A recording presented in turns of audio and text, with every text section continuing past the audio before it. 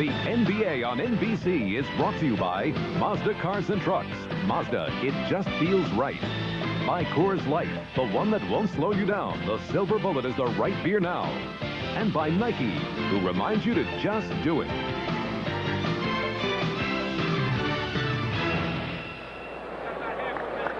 Welcome back to Boston, where the Celtics are 31-4 at home as we check out the starting lineups for the Bulls. John Paxson and Michael Jordan in the backcourt. Horace Grant, Scottie Pippen up front. And the center is Bill Cartwright. The Bulls coached by Phil Jackson, strong candidate for NBA Coach of the Year honors, as is Chris Ford of the Boston Celtics, who line up with Brian Shaw and Reggie Lewis, who was a question mark because of that back injury, but we'll give it a shot. Larry Bird and Kevin Gamble are the front court players. Robert Parrish at center. And Chris Ford, the coach of the Celtics in his rookie year of coaching in the NBA, says at times he hasn't been very happy with his ball club's shot selection, although he told us that it has been better recently. Typical of a coach, even though the season's going fairly well by most people's standards, you're going to find something wrong so they don't become complacent. The Chicago Bulls on track to having the best record in their club history. They have won their division only once. That was back in 74-75, a team of Jerry Sloan and Norm Van Leer and Bob Luck, Chet Walker, Tom Burwinkle. However, their success will be measured by only one standard, that is making it out of the Eastern Conference to the NBA Final. They have been knocked out of it the past 2 years by Detroit. The officials, Mike Mathis, Joe Forte, and Ed Rush, and Brian Shaw controls for the Celtics. Boston Friday night here at home beat Cleveland to clinch the Atlantic Division crown. They had some problems with the Cavs, despite the fact Brad Daugherty was out of action. And Kevin Gamble, who has not been getting his shots, according to Chris Ford, is able to give Boston a 2-0 lead. And speculation on why the shots haven't come his way. One reason being, Don Casey, the assistant, mentioned, we just haven't been running as much, therefore not getting as many open shots in transition. An open jumper for Jordan.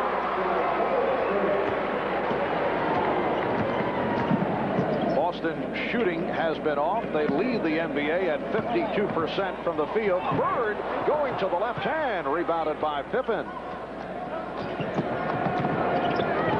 Scottie Pippen off the hesitation dribble, and Parrish controls the ball. Shaw able to elude Paxson. Excellent penetration that time. The wings actually pushed out defensively for Chicago, opened the lane to the basket. He kept his dribble alive, made the hoop. Boston starting out with Reggie Lewis against Michael Jordan. Parrish getting the box out on Cartwright. Jordan has had a number of big games against Lewis, and Lewis has also turned the trick on Jordan. Gamble opening up by hitting his first two, and Boston out to a 6-2 lead. People misinterpret the fact that he's shooting over 59%, think they're all layups. This guy knocks out open jump shots. And usually takes good shots. Cartwright hit on a reach-in by Parrish. We're talking with Parrish yesterday about the matchup with Bill Cartwright, and he says he has to jump out on Cartwright early, try to push him around, get physical. Yeah, he felt being physical was very important because that's one of the things Cartwright does, as Paxson knocks out a jumper, having a terrific year shooting the basketball from the floor right now. Yes, he's at 55% from the field. Boston with a 6-4 lead. Lewis using the pick.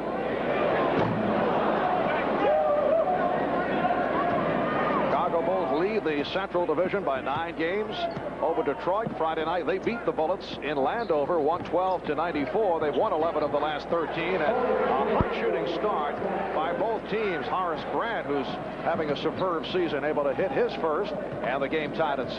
You have two teams who make a lot of open shots, basically because they take good ones. Bird gets it back out.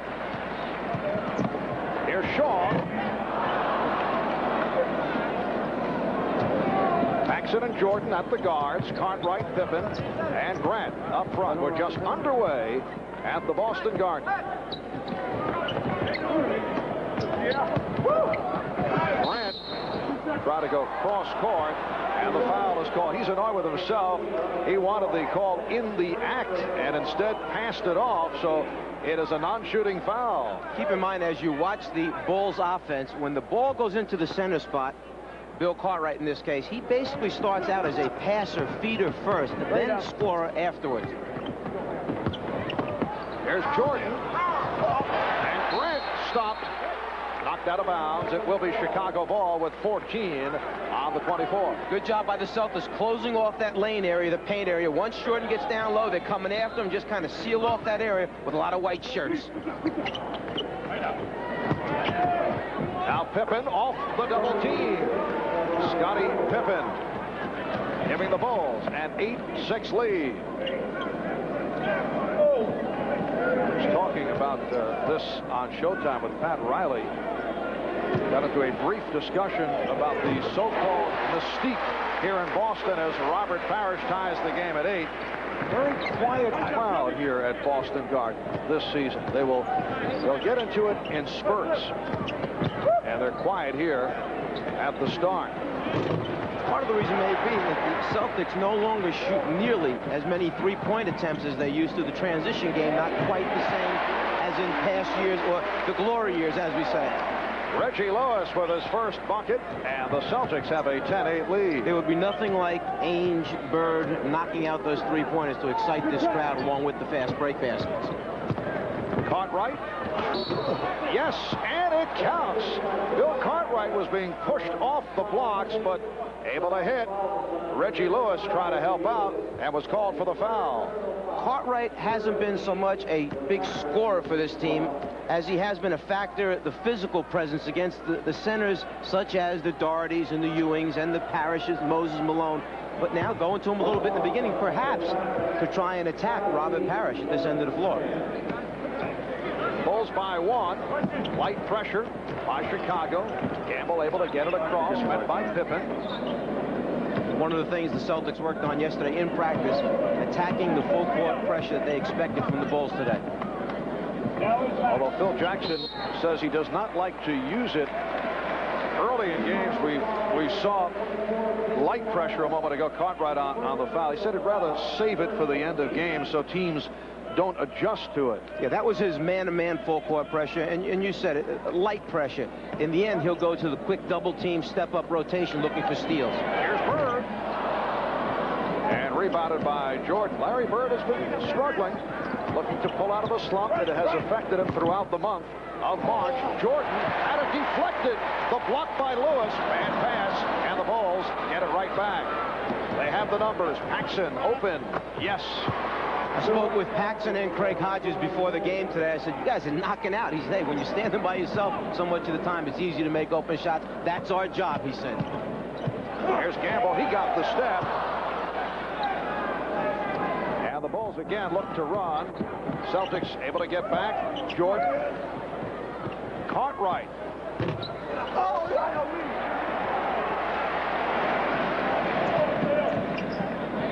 Here's Bird. Yes.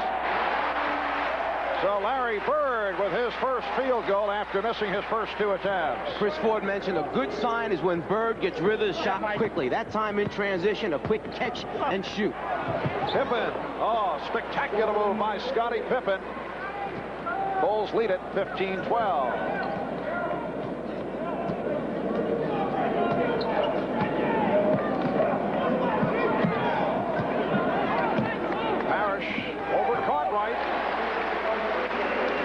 Robert Parrish trims it to a 1-point Chicago lead. Here's Jordan. Grant. And the Bulls lead it 17-14. Just under 6 minutes to go in this opening quarter.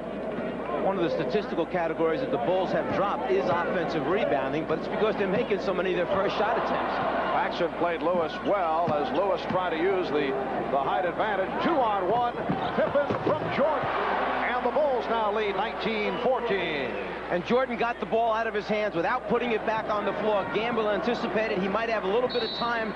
Tried to buy a little bit with a fake. Instead, the ball's being laid in the basket. Chris Ford calling for the timeout. 5:29 remaining. in this first quarter. We'll be back in Boston in a moment. Well, this Thursday night, the Celtics played in Miami. In fact, they blew a 17-point lead and lost to the Heat.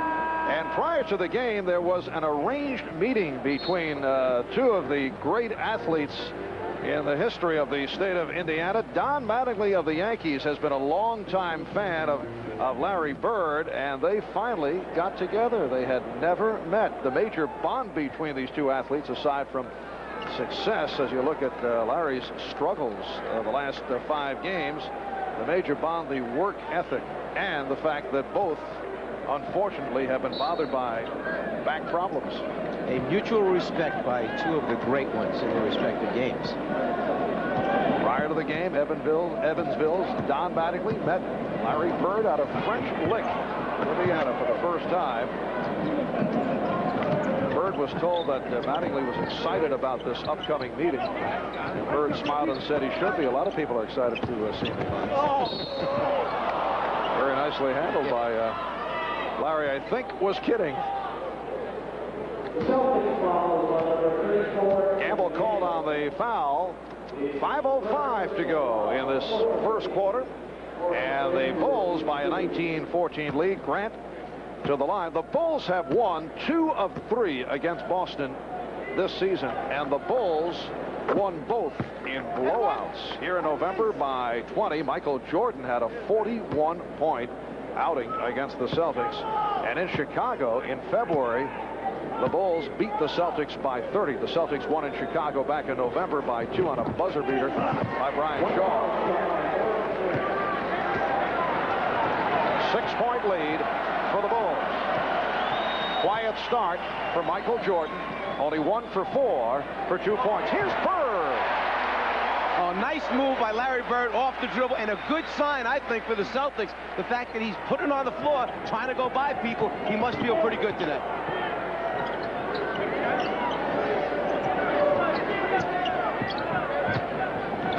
Pippen over Gamble. Yes. Scottie Pippen had some difficulties playing on the road for the most part earlier in the season, but he has been breaking out away from Chicago recently. Bird again. He appears to have the rhythm. And you can see the ball coming out of his hand today. It has that real good rotation that Bird gets when he's shooting well. 4-point Chicago lead. Celtics doing a nice job on Jordan, and he turns it over. What they're doing is they're dropping off the perimeter people right now, not really attacking or double teaming Jordan, just kind of going back halfway. When he puts it on the floor, then they start to run at him. Bird worked off the pick, goes to the left hand. He thought he was pushed. Larry Bird staring at the official, Joe Forte. Here's Jordan. They have carried it.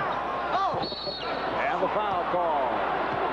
Very, very few players can get in the air like Michael Jordan, be looking in one direction, understanding that's where he wants a pass off to his right, and then at the last minute, when he notices the guy on the right isn't there, realize that, you know what, there's somebody else over on the left. He wants to go right, but instead, at the last second, that's hang time. Foul called on Bird. Grant only a 69% free throw shooter. He's 2 for 3 from the line. Horace Grant, Bulls' best overall rebounder. He is the pride and joy of the Chicago Bulls' strength. And conditioning coach Al Vermeil, Horace has given himself a new upper body this season. I've tried to give myself a new body. Nothing works. Lewis, and he's hit from behind. Michael Jordan agreeing with the call. And Michael Jordan, one of the best in the league at going behind a player's head and swiping the basketball. One of the little rules we used to put in Atlanta was to take Jordan and always get him out of the area where the basketball was, or else he'd always drive your big guys crazy, stealing the ball from behind their head. And you fellows in Atlanta did have some success against Jordan. As I recall, you try to go at him in a physical way. Well, one of the things we tried to make him do was at the defensive end of the floor for the Bulls, make Jordan work at chasing our shooters. At that time, Randy Whitman off a number of screens. And we had guys like Tree Rollins, Kevin Willis, Wilkins that were going after headhunting, trying to set solid screens. Make him work at the other end. Mike McGee was a man who played Jordan for the Atlanta Hawks. And I know as Paxson hits again. Paxson on fire. 3 out of 4 and a 6-point Chicago lead. Jordan was not thrilled at the sight of McGee, who did play him very physical. Mike McGee was very strong, very physical. He would chase you all over the floor, work real hard, and was relentless, not worrying about his fouls, knowing his minutes were going to be limited. And Bird came up short. Here comes Pippen. Bulls doing it off the boards in second chance opportunities. And again Jordan turns it over. An erratic start for Michael Jordan with 2:42 to go in this first quarter.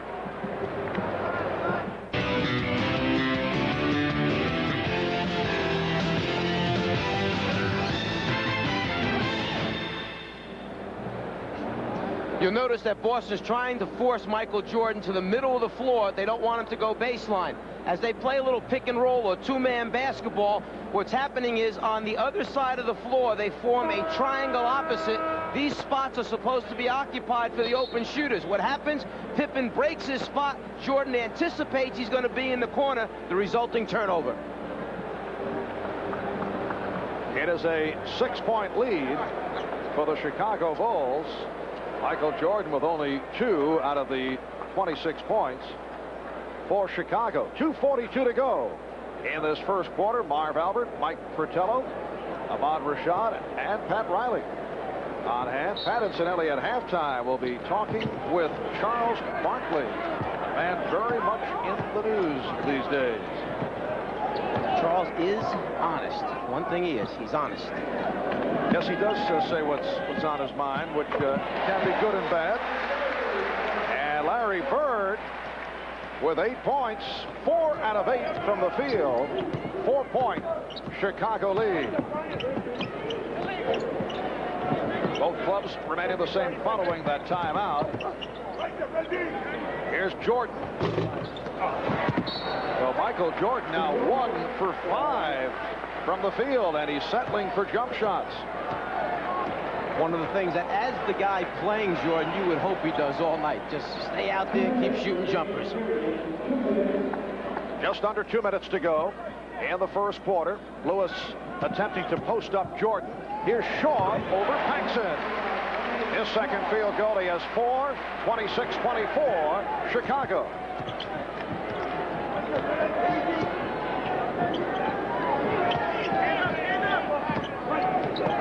Paxson working off the pick, and Bird gets to the rebound. Here's Gamble for Shaw.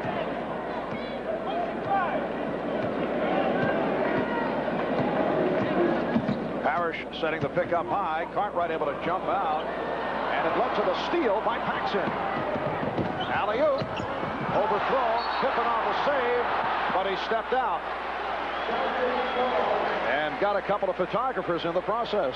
The lob pass just wasn't in a situation or a position whereby he could catch and get a shot off at the same time. The angle just wasn't right that time for Pippen.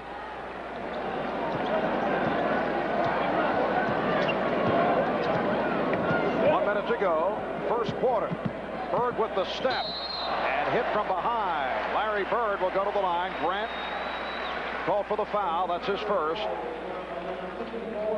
Bird has showed us 2 strong moves off the dribble to the basket. He knows he's got the player on his back, just kind of pulls up short, stops, and he knows he's pretty good from the foul line, by the way. Although he's missed a couple of the last 2 games, including an important shot against Miami on Thursday night. Well, he is shooting slightly over 88%. Boston, in uncharacteristic fashion, has had difficulties at the foul line. They're still number 1 of the NBA, 83%.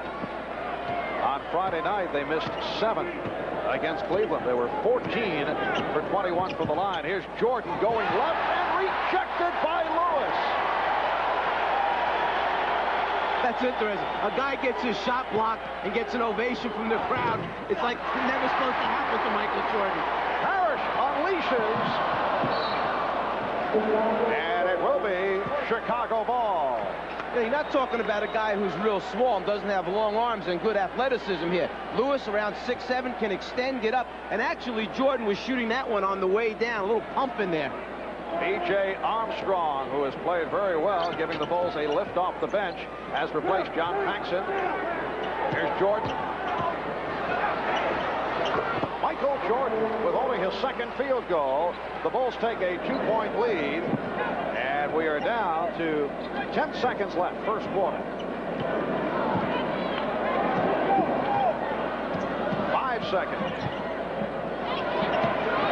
Lewis. Yes. Just did beat the buzzer.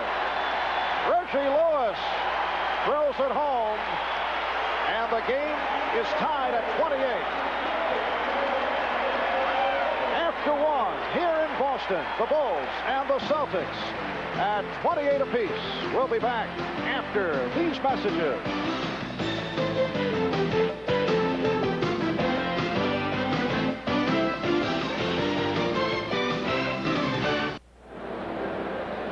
Easter Sunday in Boston, and the Chicago Bulls and the Boston Celtics tied at 28 as we head to the second quarter. Good start for Larry Bird offensively. He has 10 points and also doing it at the defensive end. Not only is he shooting the ball well, but a good sign is whenever you see someone come up, set a back pick, and have his player try and fight over on a little shuffle cut there, the defensive man has to work hard. Bird playing Grant, gets back pick right there, fights over it, stays with them all the way, and plays post defense down low. When Bird is working hard at the defensive end, that's a real good sign for the Celtics. Larry Bird sitting down, and the crowd reacting to the return of Kevin McHale. He's missed the last 6 games with a sprained left ankle. He's had all kinds of ankle problems. So Kevin McHale gets a rousing ovation. The rookie D. Brown has checked in for the first time. Here's Pippen, and he's turned back by McHale. Brown was looking for Gamble, but the Bulls able to recover. Just one of the things that McHale gives this team besides scoring down low, the post-up game, is block shots. And McHale draws the foul.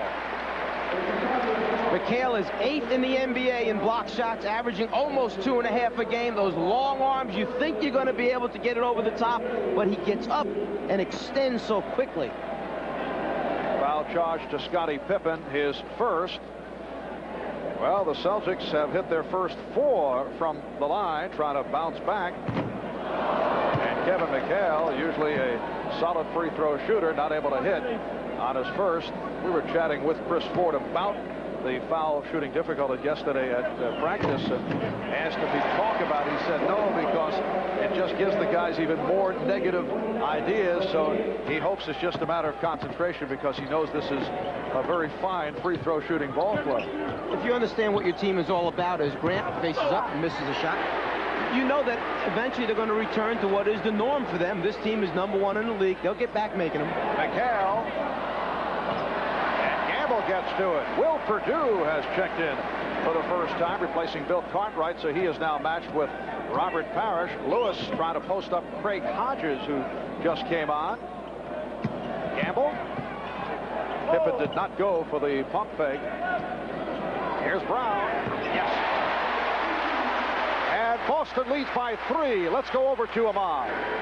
All right, Marv, during that last time out, Chris Ford said he wants to keep offensively keep pushing the ball up, and defensively, every time Michael Jordan puts the ball on the ground, they want to try to double it. And they have done a nice job against Michael Jordan, who is getting a rest. B.J. Armstrong able to connect on his first field goal attempt. Celtics lead 31-30 with 1.5 minutes gone by in the second. Both clubs shot well in the first quarter, over 50%. Grant on the box out. Hodges and Armstrong in the backcourt. Grant up front with Pippen and Perdue. Loose ball foul, and it's against the Celtics. Kevin McHale down low in the post-up area. Big target, gets the inside position, and now on the shot, maybe doesn't quite have the spring he normally has. He's been off for a while, plus he has the brace on his ankle, but he's so big and long, he's still going to come up with his share. Parrish sitting down, and the crowd reacts to Ed Pinckney, who has played exceptionally well as of late. Wild pass, the Celtics cashing in on the turnover. Some of those easy scores, transition baskets, which the Celtics have not been getting. And Bird's point was, our defense has been pretty good. It's the fact we're not scoring, just making shots. That certainly helps you right there. Boston by 3. Armstrong gets it back out. Here's Hodges from three-point land. And Brown finds Gamble.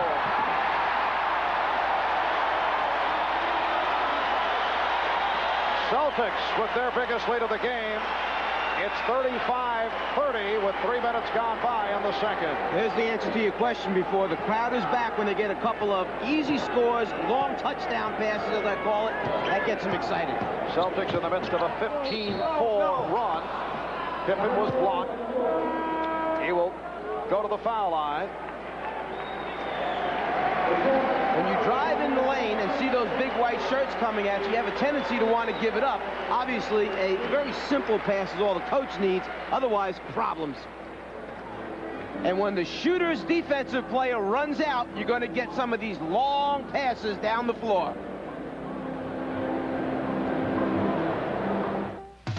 The NBA on NBC is brought to you by Ford and your Ford dealer. Have you driven a Ford lately? By America's favorite light beer, Miller Lite, proudly celebrating the sale of its 3 billionth case. And by NCI.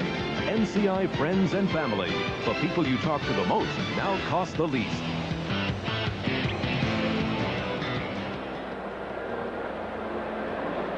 It is a 5-point lead for the Boston Celtics, and this capacity crowd a moment ago reacting to the return of Kevin McHale, who has been sitting out with a sprained left ankle. Missed the last 6 games because of the ankle. He had missed 8 games, then returned, played in 9 straight, but he was laboring and decided to sit out once again. 33-year-old Kevin McHale in his 11th year out of the University of Minnesota. Let's get back to Ahmad. All right, Marv, I talked with Kevin before the game. This brace that he is wearing is something that keeps his ankle stable. It can't move to the left or the right. His injury is such that it's not going to get better, so he's just going to have to go ahead and play on it. He figures it'll be better sometime in September, but that's not going to help him for now. All right, Ahmad, Scottie Pippen at the free throw line. He was sent to the line on the foul committed by Kevin Gamble.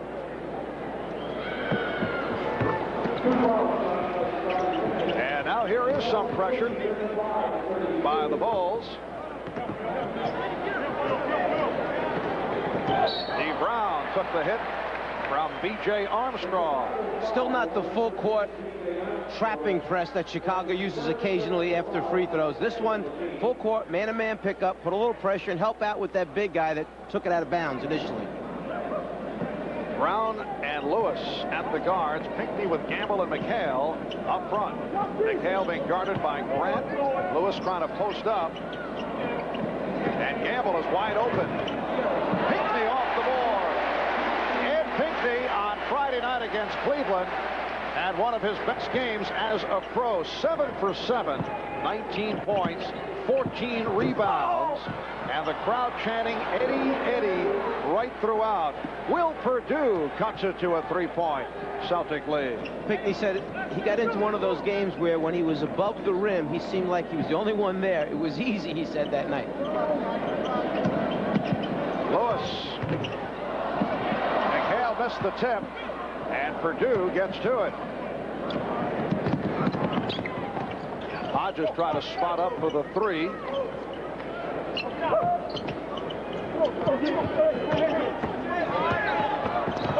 Pippen is fouled. He was hacked. Fouled by Pinckney. Eddie Pinckney sees the pick and roll, switches out, just gets out there a little bit too late. Pippen turns the corner. Ed Pinckney just recently celebrated his 28th birthday, and he's been going so well recently. He said he always plays well around his birthday, and that would include the Villanova upset win over Georgetown for the national championship. Maybe they should just lie to him and tell him it's his birthday every week. Scottie Pippen is high man. He now has 12 points, and Boston has a 37-36 lead. Brian Shaw is back, so it is Shaw and Brown at the guards. Pinckney with McHale and Gamble up front. McHale and Purdue able to get to it. Crowd looking for a goaltend. Armstrong with Brown falling down. P.J. Armstrong going glass to give the Bulls a 1-point lead. Armstrong really can knock out open shots, shooting 50% from the floor, almost 52 from the three-point line as D. Brown knocks down a long J. P.J. Armstrong telling us yesterday he really got a kick out of playing here at the Boston Garden on the parquet floor for the first time a year ago as a rookie. Said it looks real nice on television, but it's not one of his favorite places to play. Never know. We were talking about dead spots, kidding him out earlier, but he never knew what would happen when he put the dribble on the floor. You really have to learn the floor, similar to the old floor at Madison Square Garden. You see many of the veteran guards come out before the game and just kind of go up and down with the basketball to see how everything feels that particular game night or game afternoon. Boston with a 1-point lead. McHale. Kevin McHale with his first field goal. Celtics 41 and Chicago 38. If you're going to double McHale, you have to get him a little bit quicker. Otherwise, he's going to split the double team or just shoot over the top of a smaller Grant. Will Purdue taking a couple of steps and then lost it. Got away with a travel. And a timeout being taken. 6:28 remaining in the second quarter, and it's Boston by 3. We'll be back at the Boston Garden in a moment. Miller Genuine Draft presents #1 draft choices. And today's Miller #1 draft pick, Robert Parrish. He was selected 8th overall in 1976 by Golden State. In 1980, Parrish traded to Boston along with a pick that would become Kevin McHale, perhaps the most lopsided trade in NBA history. Robert Parrish, and it was enjoyed an illustrious 15-year NBA career. A reminder, at the end of today's broadcast, we'll be selecting the Miller Genuine Draft Player of the Game. Next Saturday on NBC, another edition of NBA Inside Stuff.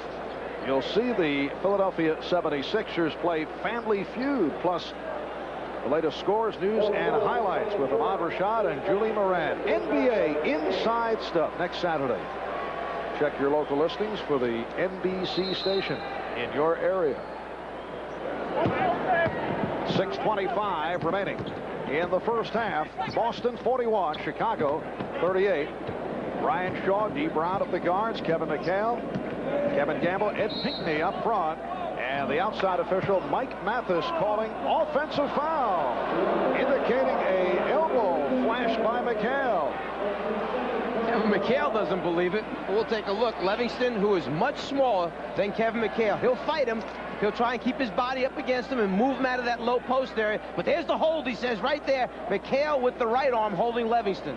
Michael Jordan returning and throwing a brick. He is 2 for 8. Has not been able to get into it to this point. McHale able to recover. And on the way to recovery, he had some words with the official. He thought he was fouled. Here's Gamble. Cartwright on the rebound. Cartwright back for Purdue. 2 Celtics back. Jordan going right at them. Yes, and it counts.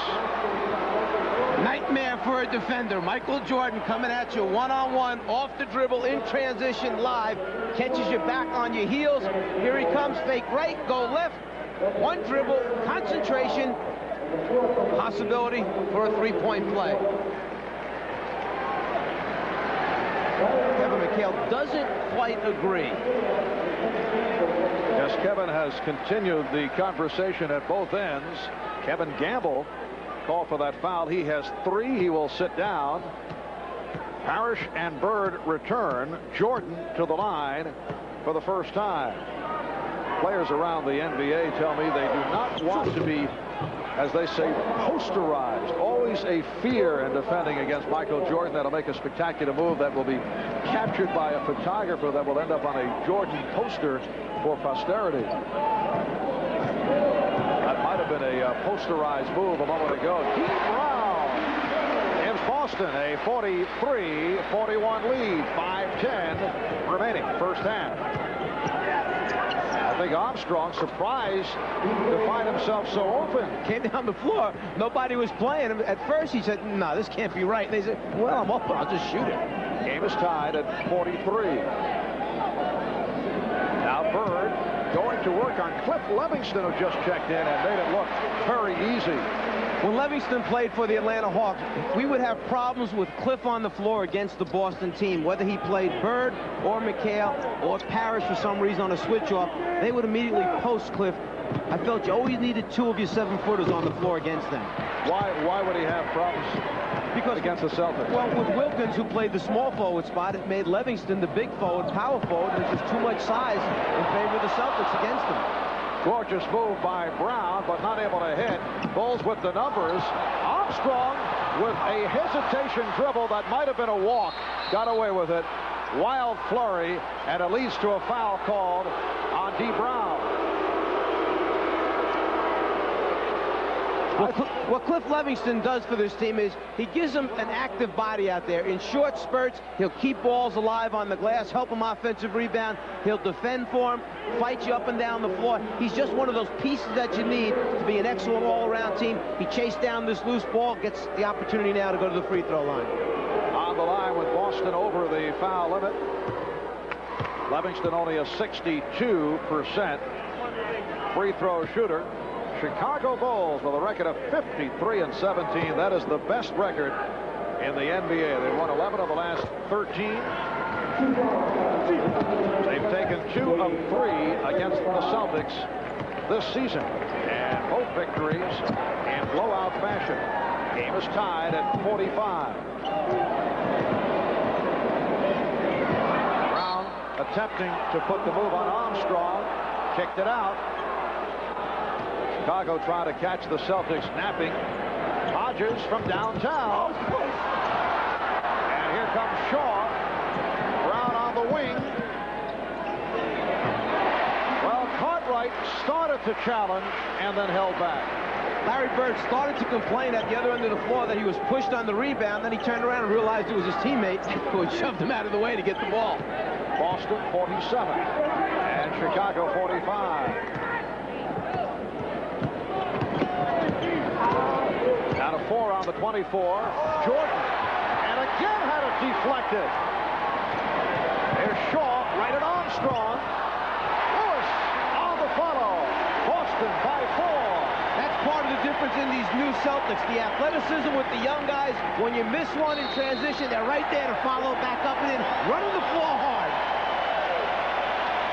22nd timeout called by Phil Jackson.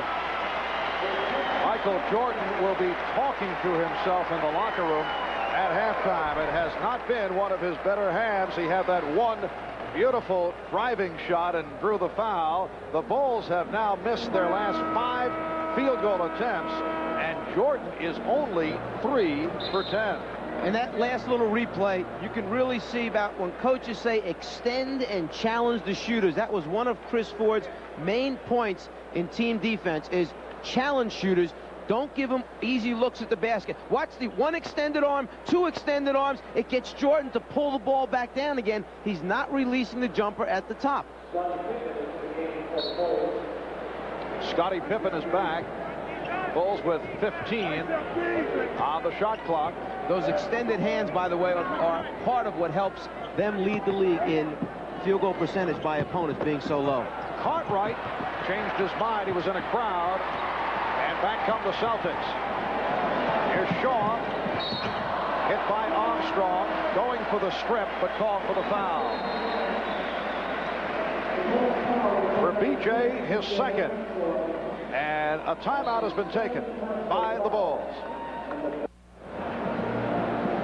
Mike, you know, NBA Commissioner David Stern really has a distorted sense of humor. to think that on every NBA basketball he has put that little illustration. It's a happy Easter bunny. That's what it is. Right. Wishing everyone out there a very happy Easter. 2:47 to go in this first half. Boston by 4. Larry Bird 5 for 9, 12 points to this point, and looks to be shooting well. He's been bothered by a bad back and a sore pinky, but has to be satisfied with what has taken place in this first half. He's just taking the approach with the media that, look, it's part of what I have to deal with. Whether or not my game is going up in a positive way or down, I understand I have to live with this. My finger's bad. I got the bad back. I'm just here to play. I mean, I understand all those things. Let me just play through it. And in fact, nice response to the one question of, well, and if you don't want us to write about your injuries, should we just say you're playing poorly? And yeah, I can live with that. Okay, I'm playing poorly. So they wrote it. He's playing poorly. Yes, a writer posed that question to Bird after practice yesterday, and he has been struggling. Has not been a good period for Larry Bird. Boston by 5 with 2.5 remaining in the first half. Livingston guarded by Bird. Livingston up front with Cartwright and Pippen. Jordan and Paxson in the backcourt. Shot clock is down to 2. And D. Brown on the rebound.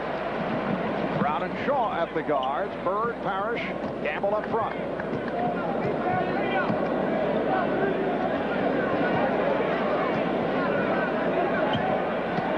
Bird one-on-one with Livingston.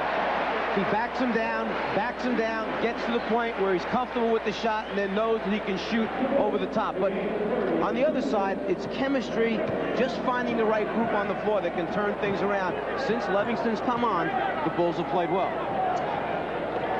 Biggest lead of the game for Boston, a 7-point margin. Pippen at the open shot. Paxson. And Bird is down the other end of the floor. They can just get it out in time. Bad bounce for the Celtics coming out of the net. And the Bulls did race back on the transition. 1.5 to go in this first half. Celtics lead by 5. Again, Bird goes to work on Livingston. Livingston gets help. Bird kept the rebound alive, and then Parrish drew the foul. In those situations when Larry's going to command and get the immediate double team, that's when he needs to kick out to those open perimeter guys, his guards. There's the double. Kick it right there to the elbow. His guard's got an open jumper. Foul committed by Livingston. He will sit down. Grant returns. Robert Parrish to the foul line. Chatting with Robert yesterday, he told us this is his best year health-wise. Now, he's 37 years old. He is the oldest player in the NBA. I asked him how old does he feel basketball-wise. He said 30. I'll buy that. Boston by 6. 1 year left on the Chiefs' contract, by the way. Here's Jordan. Cartwright on the follow. Stopped by Parrish. And Bird lost it. Bill Cartwright felt that he was hit on the arm that time from behind. Obviously distorted his, what we would consider to be a layup. That last play actually a pass to himself once he released the ball, and that's why Chicago gets it back. There it is. Put it on the floor and then stopped the dribble and then tapped it. So it is a turnover. Show me your diversity by knowing the rules so Thank you so much. 45 seconds to go, first half.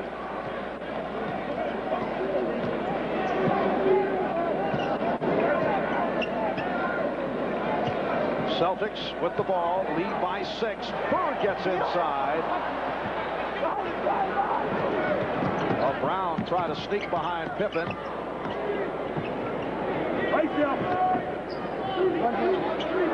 Cartwright one-on-one. And Boston will hold for a final shot. 15 seconds left. The Bulls, meanwhile, won for their last 12. They've gone cold. Boston's defense has been very tough. Final seconds. Here's Shaw.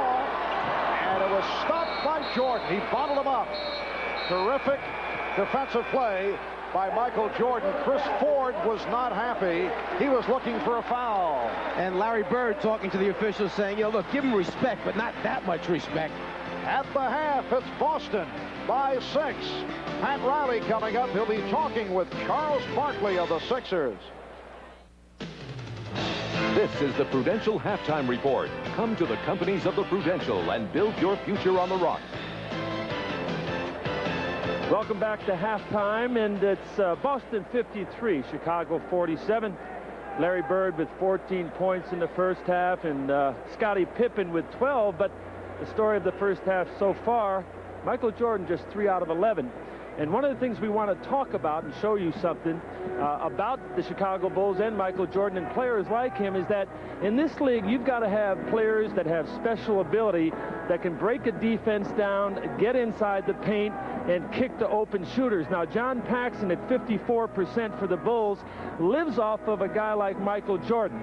We want to go to some videotape right here, and we're going to take a look at Michael Jordan taking the ball to the basket, constantly looking to get inside, and because he's such a great player, he always attracts a lot of defense right there.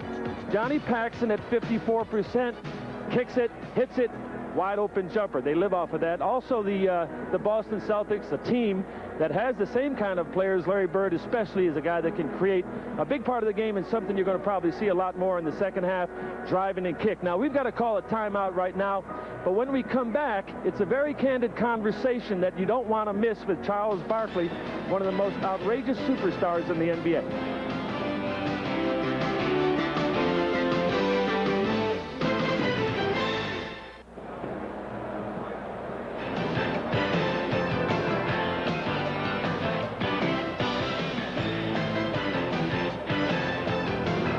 Welcome back to the Prudential Halftime Report.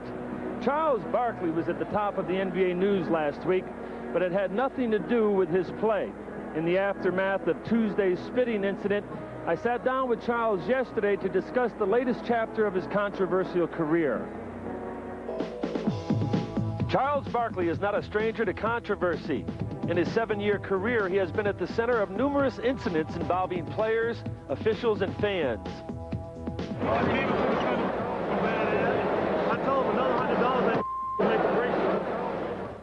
Undoubtedly, Barkley is one of the game's great players, but he seems to be in the headlines for all the wrong reasons. Most recently, he was reprimanded for spitting into a crowd, spraying an 8-year-old girl.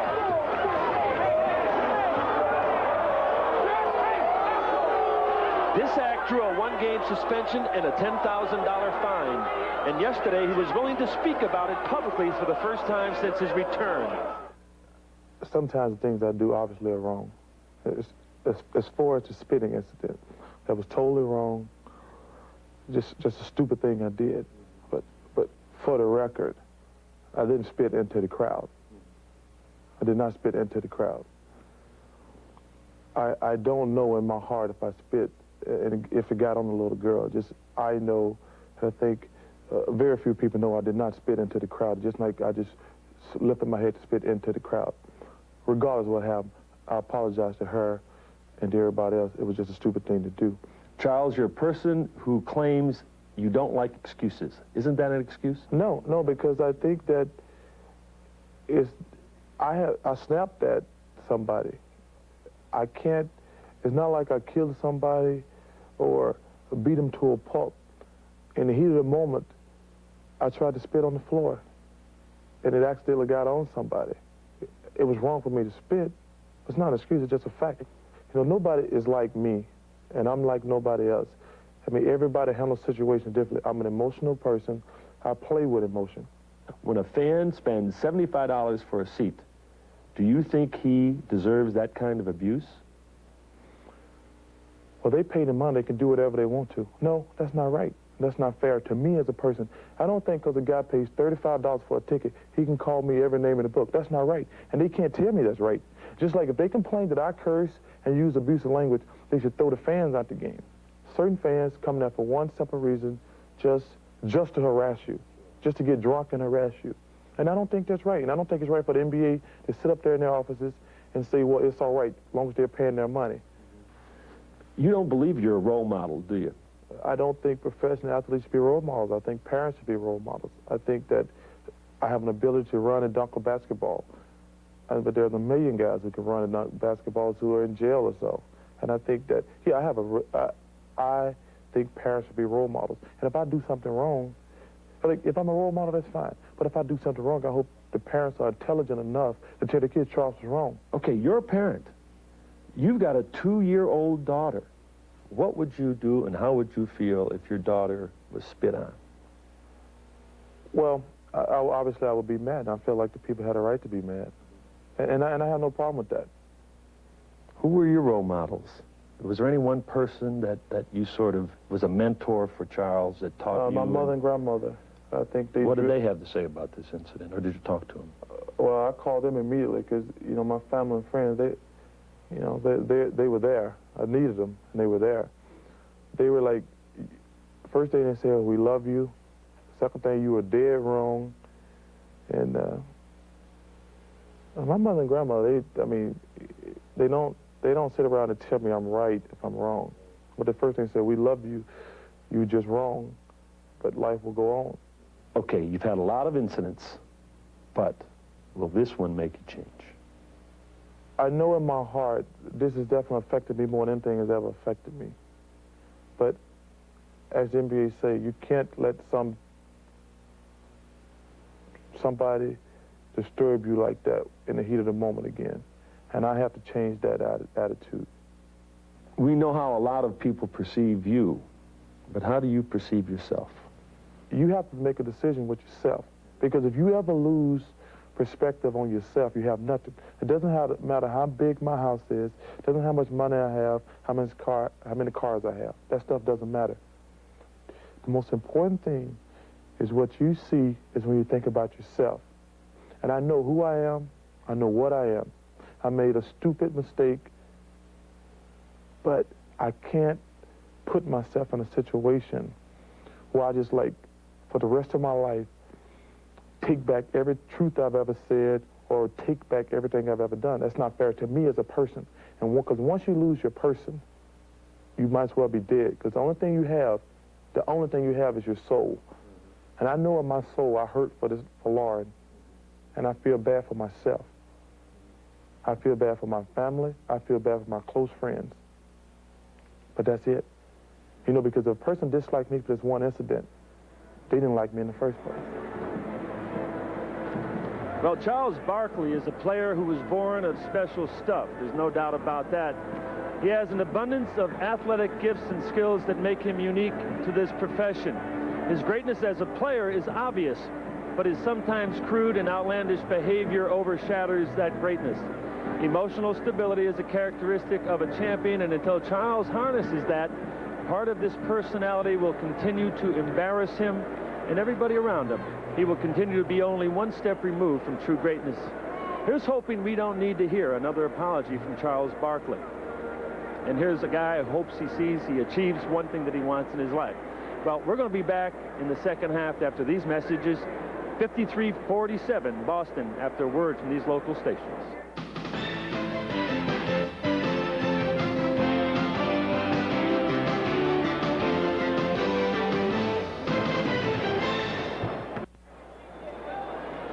The Chicago Bulls come into today's play 53-17. Best record overall in the NBA, a half game in front of the Portland Trail Blazers. The high point man of the game, Scottie Pippen, with 12. He hit 4 out of 8 from the field. He's the only Bull in double figures. Jordan only 3 for 11 for 7 points. Good start for Larry Bird, 6 out of 12. He has 14 along with 8 rebounds. Celtics with the edge off the boards in the first half at 27-20. The officials, Mike Mathis, Ed Rush, Joe Forte, as we get set for the start of play here in the third quarter. The Bulls shot only 6 for 21 from the field in the second quarter, and they are, as you saw a moment ago, just under 41% for the half, while Boston at 50%. Paxson and Jordan open up the guards. Cartwright with Brent and Pippen up front. Cartwright picked up on the switch by Shaw. Paxson draws Parrish out deep. Here's Pippen wide open for 3. Yes. And that with only 3 remaining on the shot clock. Boston 53, Chicago 50. Excellent patience by the Bulls. They had a switch that time, and Cartwright had a much smaller man playing him. Instead, they reversed it back to the top. Scottie Pippen only a 22% shooter from downtown.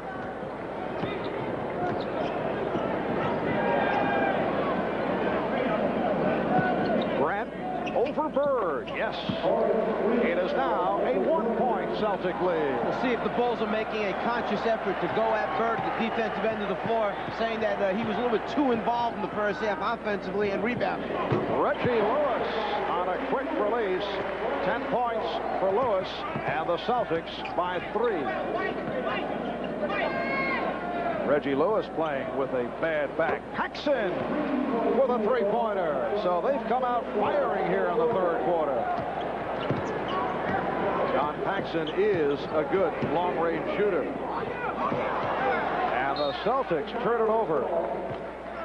The swings and momentum in the game of basketball come so quickly. A couple open shots that teams knock down. You come down and turn it over one time, and suddenly a 5, 6, 7-point lead vanishes. Bulls open up with an 8-2 run here in the early moments of the third. The game is tied at 55. Nice spin by Paxson.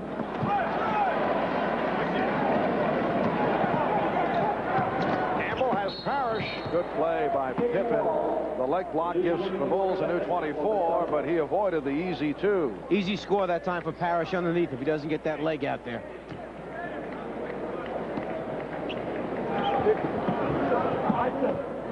Lewis again with room. Reggie Lewis has hit 5 out of 7. He was a question mark going into today. Chris Ford not certain whether he'd be able to play.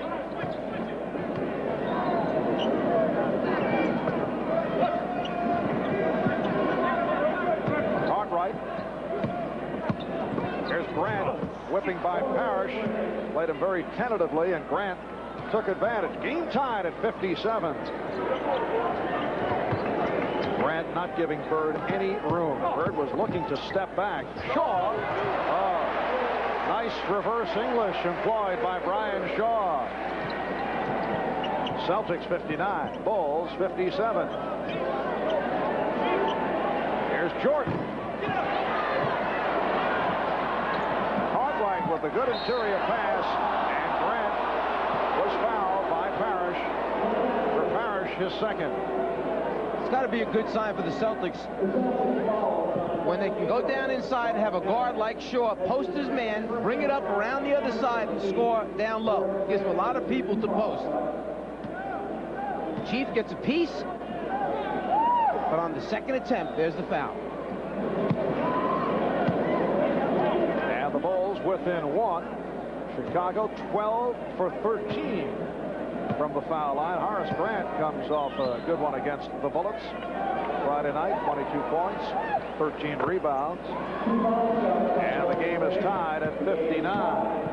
With Michael Jordan being basically out of this game so far to this point, you still have a tie basketball game. Phil Jackson has to be very encouraged.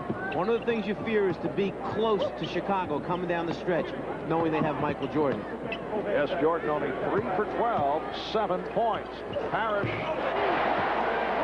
And he comes up holding the left ankle, and he hobbles. Robert Parrish has had difficulty with both ankles during the course of the season. Right there, they catch it. You cannot double team a player on the floor that does not have the basketball. That time, Parrish and Bird wound up sneaking over, double teaming the post-up guy for the Bulls. And that is their first violation. 8.5 left in the third. Celtics with a 2-point lead. A good play by Lewis to front Jordan. Came around for the steal, got an arm in there. He knew he was caught that time, so he took a shot and gambled, came up with the steal. Here's Bird. Yes. He was met on a switch by Jordan, and there was no hesitation. Exactly. The quick catch and shoot that we had mentioned earlier in the game, something that Chris Ford seems to feel is the key in knowing whether or not he's loose for each particular game. Bulls down by 4. Now Shaw chest to chest with Jordan.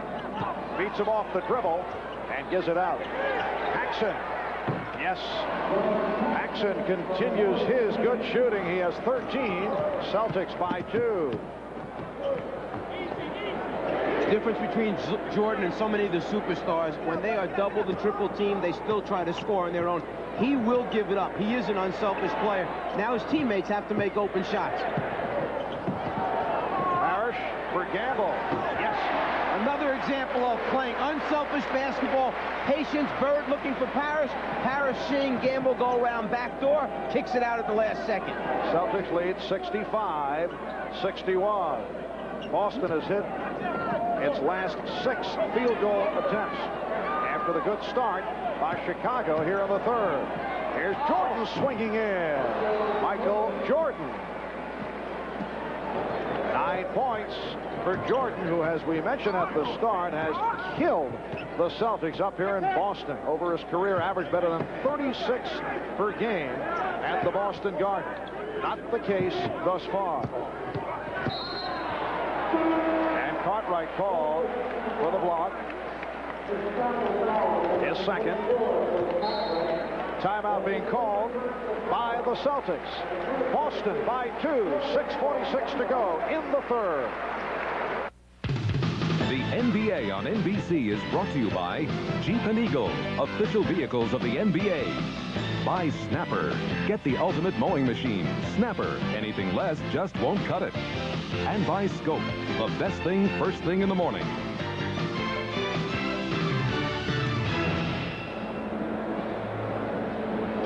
Well, we mentioned earlier that Michael Jordan has had some awesome performances here in Boston. Well, his greatest ever back in 1986. This one, Jordan came back from injury. He hit for 63 points against the Celtics. But it was Boston winning game 2 of a 3-game sweep of a playoff series. Celtics did it in double overtime, 135-111. Michael Jordan with 63 points. However, this afternoon thus far, he has been quiet. Only 4 for 13 from the field for 9 points. That has been it. For more on Michael, let's go to Ahmad. Well, Marv, during that last timeout, Michael Jordan was complaining to the official, Joe Forte, that he is being fouled repeatedly on the shot and not getting any calls. Mike, what are they doing against Jordan that has been so effective? Well, they did spend time yesterday putting in, let's call them the Celtics rules for Michael Jordan. A little bit different than they played him in the past, as Larry Bird strokes another jump shot. Last 2 games against him, they felt that Jordan had wrecked the team, so they went over specific things they wanted to do on certain areas of the floor against Michael Jordan, and so far, it seems to be working. Earlier this season, he did have a 41-point performance against Boston. What specifically are they doing? I was sworn to secrecy once again. They just decided who's going to do the double teaming, where they're going to come from. Are they going to double all the time, or tip in with the drive, transition basketball, get those easy scores for the Bulls? They're just trying to make it clear to the other players on the team when you're going after them, when you're not, and who's coming, how you treat post-ups, how you treat pick and rolls. Why would it work here today? It hasn't worked in the past. Because I think in the past, they basically went with the philosophy of, hey, we're going to play him straight up, get a little help if we can, but let's not make it an issue. This time they made it an issue. Brian Shaw called for the foul. This copyrighted telecast is being presented by authority of the National Basketball Association and may not be reproduced or retransmitted in any form without the express written consent of the NBA. 5.5 to go in the third. Boston by 2. Jordan with a rare open shot. One of the few times that he's been standing by himself, could catch a pass. And, you know, sometimes in timeouts, you need to remind the team, hey, guys, you need to do a little better job of screening so we can get Michael open for some open shots, because they're being very aggressive with him. The game is tied at 67. Parrish off the head fake beats. Cartwright. Oh! Robert Parrish with a baseline move, whipping by Bill Cartwright. Boston 69, Chicago 67. Jordan eluding a triple team. Michael really wanted to get that shot off that time because he had made the previous one. He wants to see if he can get himself on a little roll. Gamble off a gorgeous pass from Bird. Terrific basketball end to end. Boston 71 and Chicago 69. 4.5 left in the third. Grant took a shot inadvertent from Bird. He's playing with the prescription goggles, which have worked well, but he was poked. Bird trying to move him out of the post area. 2 cutters go now. Bird trying to reach over to deflect the ball. Just gets a little piece of the head. Second foul committed by Bird. Now Reggie Lewis up tight on Michael Jordan. And it's an offensive, or is it a travel? Let's see. Traveling violation. Michael Jordan has such a great first step, but this one, he takes a few too many in the official's opinion. Yes, moving both feet at the same time. A no-no.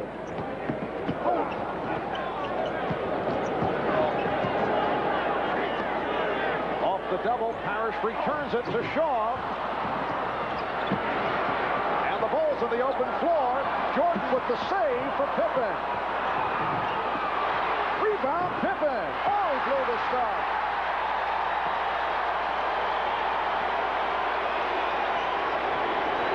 Reggie Lewis.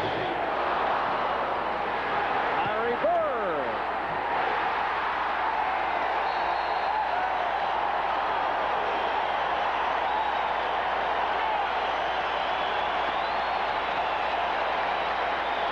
The Boston Celtics take a 4-point lead, and Phil Jackson wants to talk it over.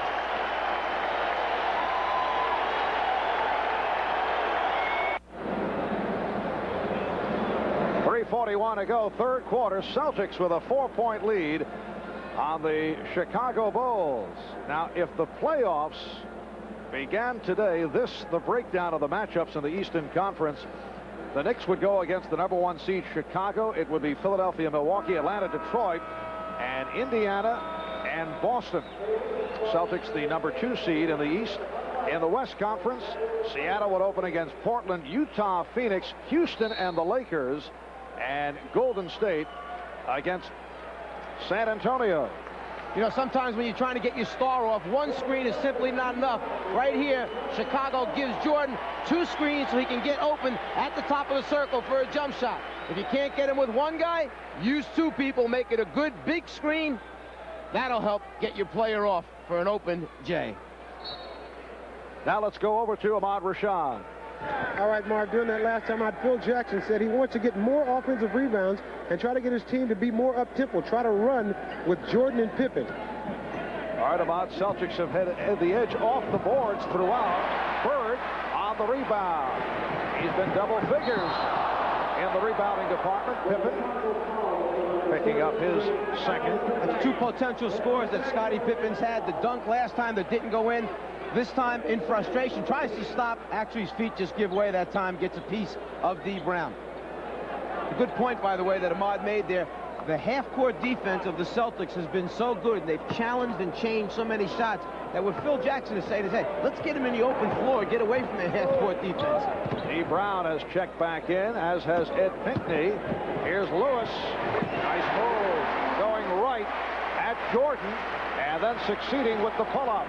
Boston 75, Chicago 69. It's been close throughout. At one point, Celtics led by as many as 7.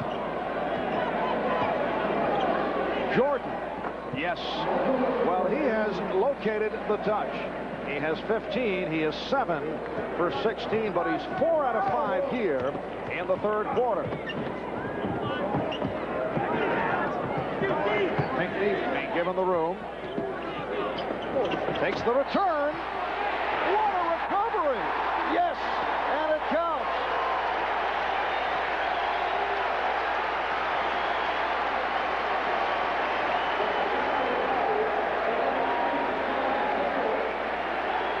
Eddie Pinckney with the good hands there. Late pass, finds the handle, and still maintains the concentration with the opportunity now for a 3-point play. Ed Pinckney hit 7 of 7 from the field against the Cavaliers in the victory Friday night. And he is 2 for 2 here this afternoon. Boston 78, Chicago 71. Jordan getting inside and is fouled. Michael Jordan will go to the line. Here's Kevin McHale. Parrish picked up the foul, his third. McHale making his return from the sprained ankle, played 6 minutes in the first half, 1 for 5 from the field, looking a bit on the rusty side. Chris Ford just trying to let him feel his way back into it, wearing that big heavy brace on the one ankle. Gave him 6 minutes in the first half. Could probably give him another stretch here, 5 or 6 minutes, and see how he's doing. Will Perdue coming on now for Bill Cartwright. Cartwright only 3 points. There's that brace that we talked about. Ahmad had showed us earlier in the game, and that thing, it's tough to jump and run with a brace such as that. Michael Jordan 2 for 2 from the foul line. Michael comes in leading the NBA in scoring at 30.8. And it's Boston 78, Chicago 73.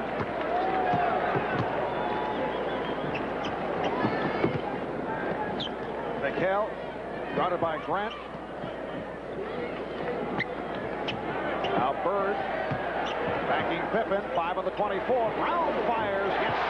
D. Brown, the rookie from Jacksonville, has hit on 5 out of 6. He's bounced back from an 0 for 6 on Friday night. Celtics by 7. Lewis again cutting off the path to Jordan, and Bird jumping out to break it up. Nice job of double teaming Jordan and then rotating, anticipating where the next pass was going to be by Larry Bird.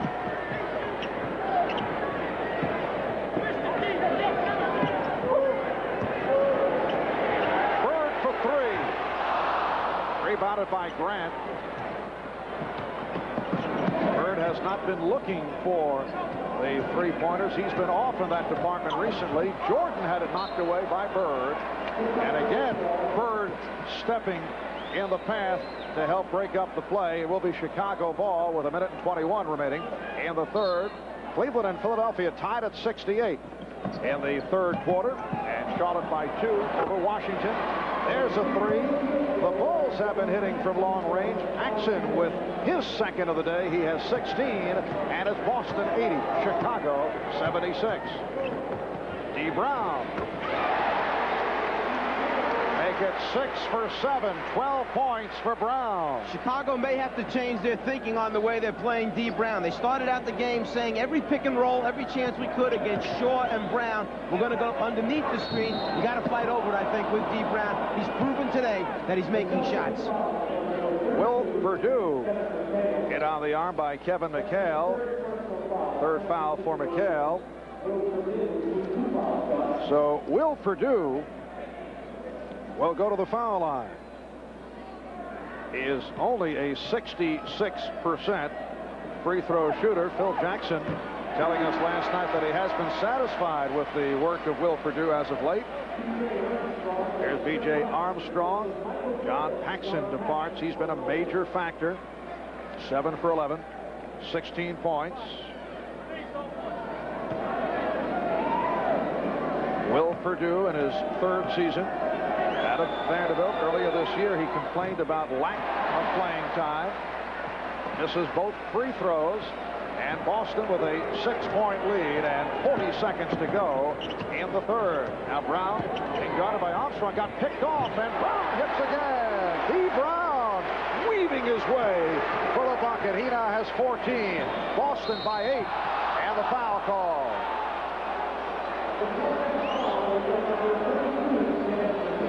That's number 4 on McHale.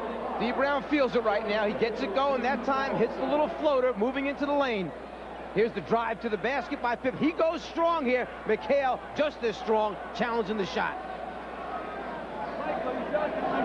Scottie Pippen will shoot a pair. He's a 67% free throw shooter. 18 for Pippen. B.J. Armstrong telling us he feels the major difference between this year's Bulls and last year, the fact that Pippen last year was an average NBA player. He is now an all-star, and that has helped to lift this club. He's stepped up his productivity. The team has stepped up the number of games that they've won. one, and he's also stepping up his contract negotiations. Yes, he is. He was dissatisfied about the way things were going earlier, but it looks like they're closing in on making a new deal. Reggie Lewis continues the hot Boston shooting. Final seconds of the third. Celtics by 8. Pippen beating Pickney. Here's Armstrong getting it off. After 3, the Celtics. Hear it from the crowd. They lead the Bulls 86-78. We'll be back after these messages and a word from your local station.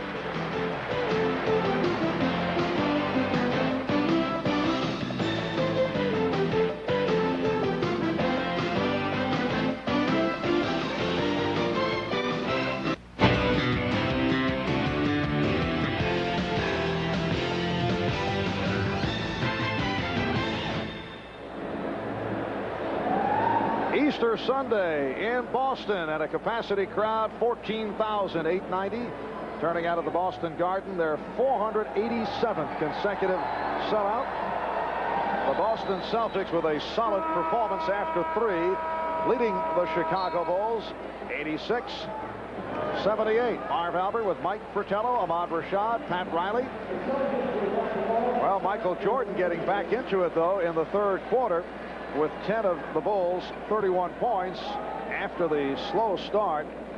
Jordan with only 7 at halftime. He now has 17. And the Celtics burning it up 16 for 22 in the third. Not that the Bulls shot badly. D. Brown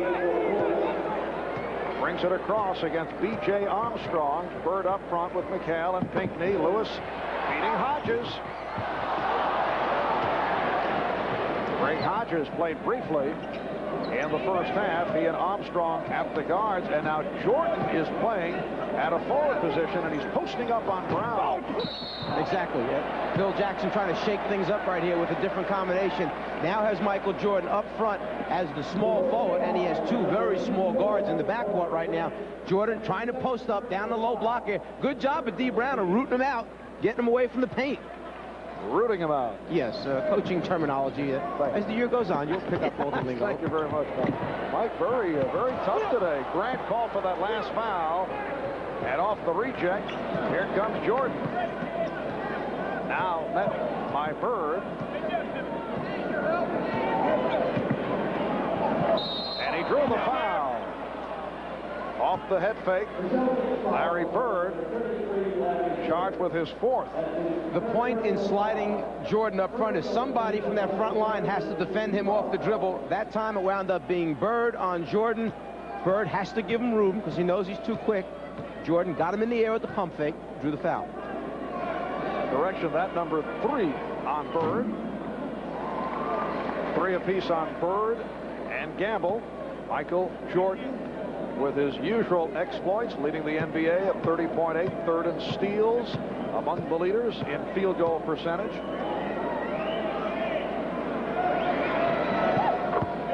.86-80 Boston. Well, Larry Bird with 20 points to lead the Celtics, and Michael Jordan heating up in the second half, and they are now matched, which is most unusual. Here's Brown. He's been on fire. Yes, and it counts. When you got it going, you get all the rolls. That thing caught the rim, found its way back in. Touch, shooter's touch. That's what he would tell us. He just elevates up over the top of the defensive player. And as we mentioned, there are 2 very small guards on the floor right now for Chicago. Armstrong called for the foul, his 3rd. D. Brown, 17 points. He is 8 for 10 from the field. And the Celtics lead 89-80. Here's Jordan. And McHale gets to it. Pinckney for McHale. Excellent feed by Eddie Pinckney. Turned in the lane to make his move and found his teammate trailing down the middle. Biggest lead of the game. Boston by 11. the Bulls take a timeout. Ed Pinckney delivering to Kevin McHale. The Celtics by 11. The NBA on NBC is brought to you by your Toyota dealers and their quality line of cars and trucks. Toyota, I love what you do for me. By B.F. Goodrich TA Tires, the most exciting change you can make to your car. And by America's favorite light beer, Miller Lite, proudly celebrating the sale of its 3 billionth case.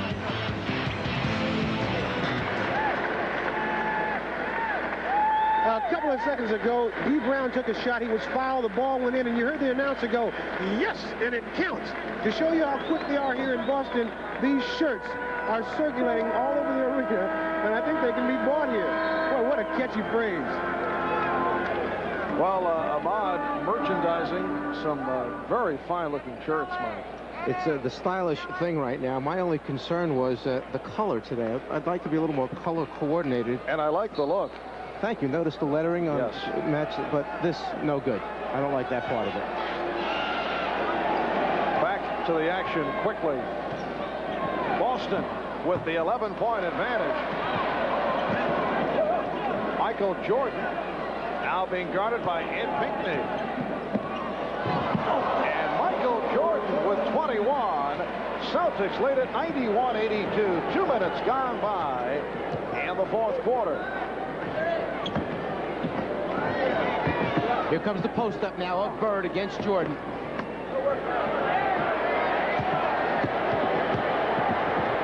goes to the hook. Well, the Bulls claiming offensive interference, but the basket counts. It's Ed Pinckney once again. Pinckney got that long arm there. Their complaint, the Bulls, is that the ball was still on the rim when he tipped it in. D. Brown off that Bulls turnover. McHale for 3. 3-pointer for Kevin McHale. He'll take it. The Bulls may be beginning to get the idea this is not their day. Kevin McHale now 12 for 34 from the three-point line, shooting over 33%. He likes shooting that three-pointer. He has discovered the joys of long-range shooting this season. In the past, he did not look to shoot from downtown. That was number 4 on Larry Bird. I think he started his three-point assault in that playoff series against Detroit a few years back. B.J. Armstrong cuts it to a 13-point Boston lead. Here's Scottie Pippen returning, replaces Craig Hodges, who did not score.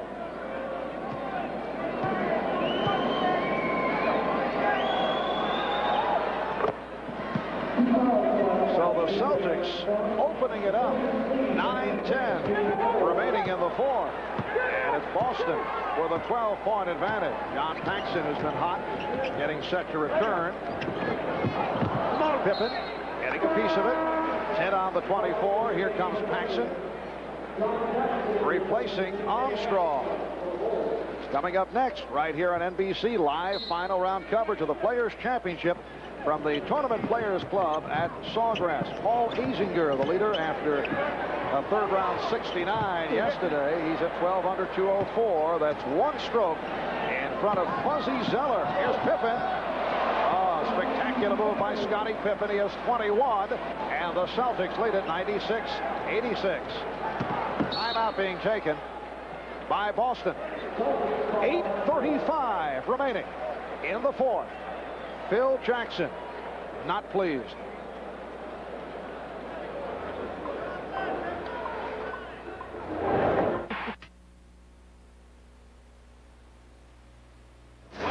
Putt at the second hole.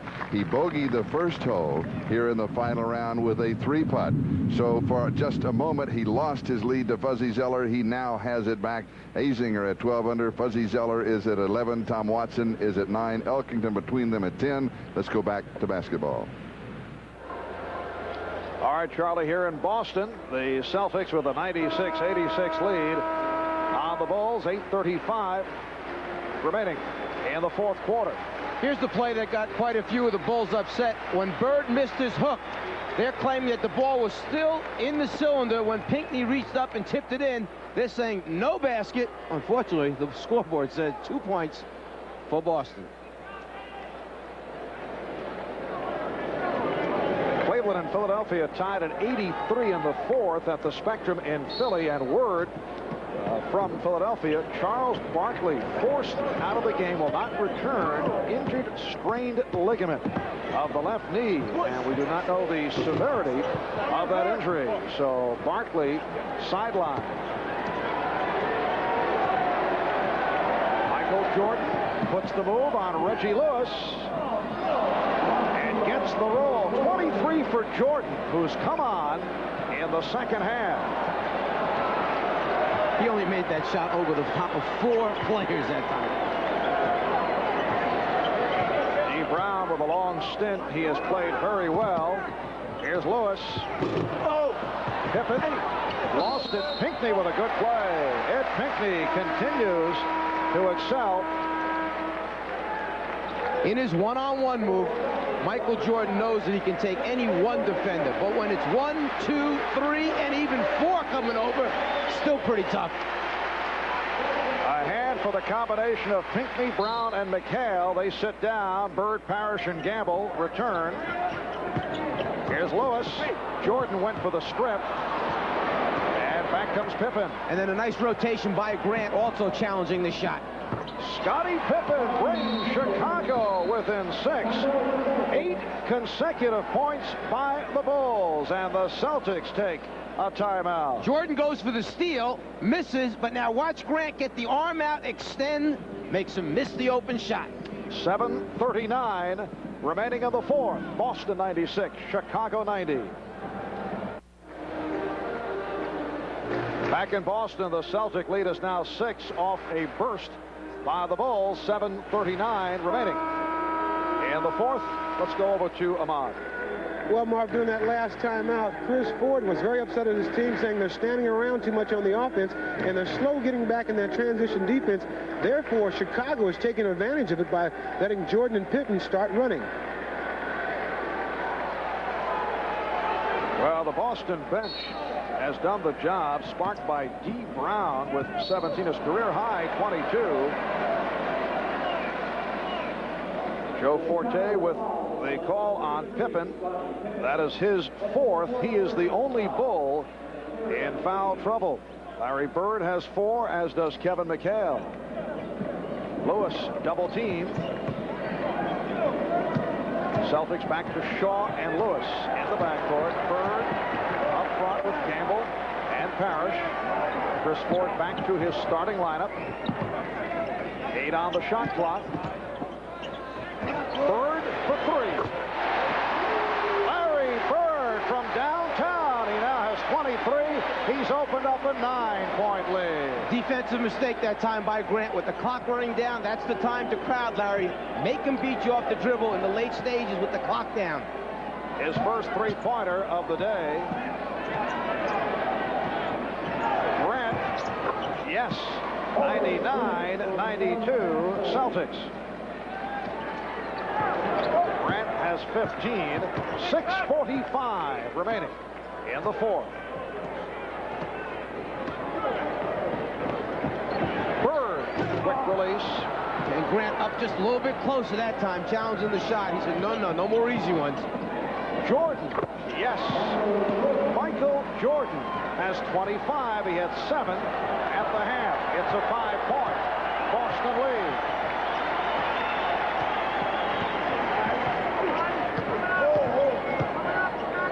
Shaw. Oh, it's a jump shooting exhibition. And the Celtics lead 101-94. Jordan backing Lewis. Paxson. Get it. And back come the Celtics.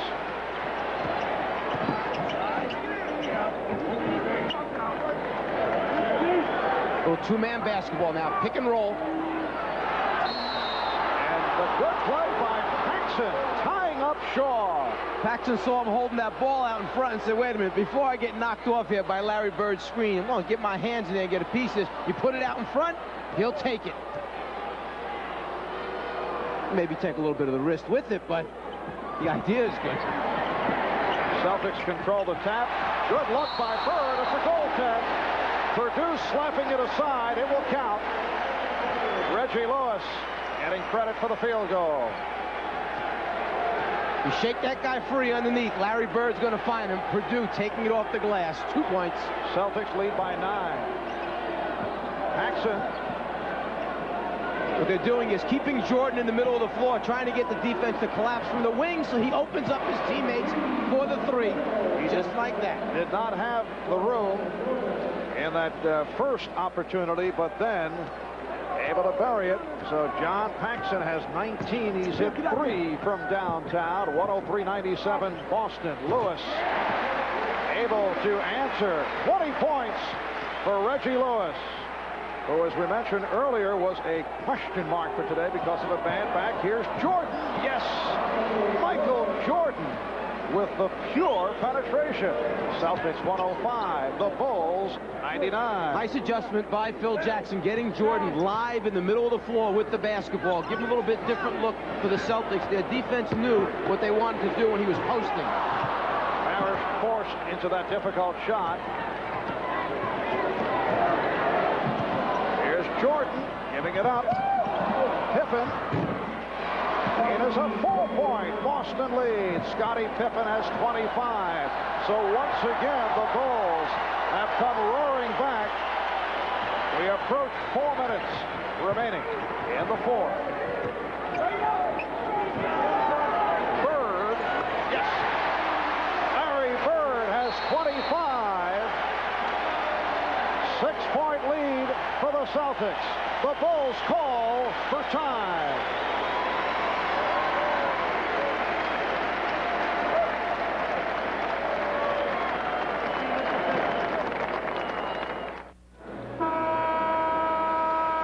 The Boston defensive work on Michael Jordan was clicking in the first half, but not so in the second. He has scored 20 of his 27 points in the second half.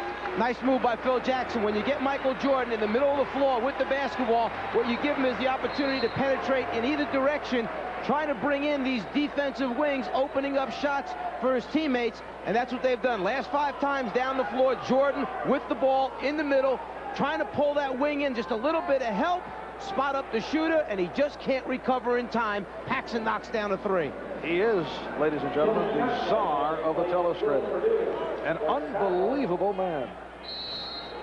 Talented. So Jordan with 27 and Bird with 25. Larry Bird with a terrific all-around performance. Timeouts remaining. Chicago with 2 and a 20. Celtics 2 and a 20 with just under 4 minutes to go in this 4th quarter. Shot clock is down to 5. Jordan, that was 2-point range. Loose ball foul. The outside official, Ed Rush, calling it on Boston. It's on Parrish. That's 3 on Parrish. Grant was really up in the air that time. He gets a running start, takes off, and he's hanging there, hoping for that ball to get close enough to give him a chance on the tip.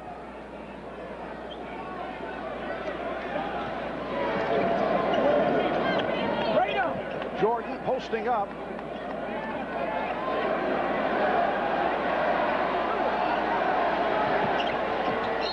And the foul on Lewis. Now they have corrected the foul rundown. 4 on Parrish and 4 on Bird. So that is the foul difficulty for Boston. See, that time Jordan was coming from the side, so the whole Celtic defense could see where the ball was, see where he was. They could wall off the other side of the floor. Back again out of the middle that time. Jordan trying to go glass. Cartwright. Bill Cartwright with only a 2nd field goal. That's a big one. It cuts it down to 4 with 3:10 remaining in the 4th quarter. Bird off the dribble, way off. And here comes Pippen out of the pack. Good transition by the Celtics. And Jordan will set it up. Lost the dribble off his foot. Good recovery by Paxson. Pippen changed his mind. And now now shoots and hits a three-pointer for Scottie Pippen, his second of the day. He has 28, and the Bulls within one. And notice again, the Bulls went back to Michael Jordan, starting that whole play off from the middle of the floor. It's really hurt the Celtics defense. Shaw will not count. Offensive foul, says Mike Mathis. Used his elbow to set up. Paxson playing him a little bit too tough, a little too close. He's trying to get a little room, uses that right shoulder and elbow to move him out of the way.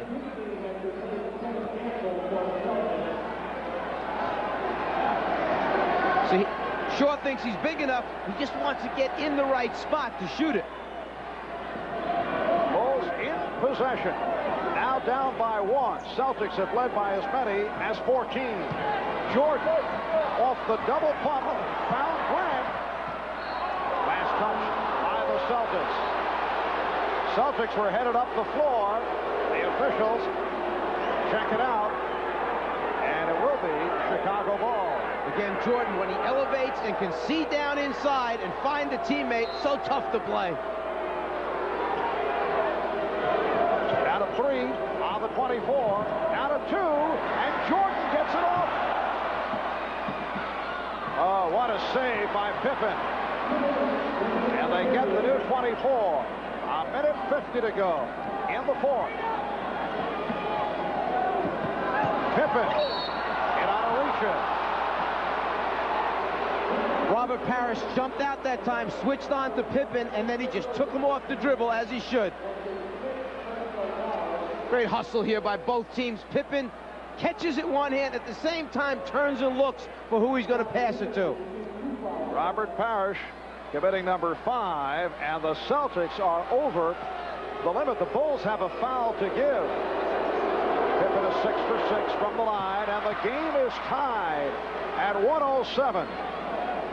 Scottie Pippen, who each year has improved his offensive output, now has 30 points. The Bulls take a 1-point lead. They have come from 14 down, looking to make it 3 out of 4 over the Celtics this season.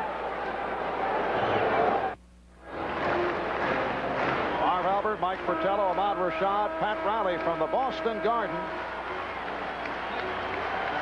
The Bulls by 1 with a minute 46 remaining in this fourth quarter. The first time the Bulls have led since it was 38-37 in the second quarter. Larry Bird, 11 for 24 now for his 25 points, along with 11 rebounds, 8 assists. Scottie Pippen leading Chicago with 30. Michael Jordan with 27, 20 of the 27 in the second half. Keep in mind, Chicago still has one foul to give before Boston gets to the bonus situation. Bird had it knocked away. Scottie Pippen with the defensive play to break it up. And that's the kind of gamble you can take, knowing that if they call it a foul when you reach around, they still just get it back out on the side.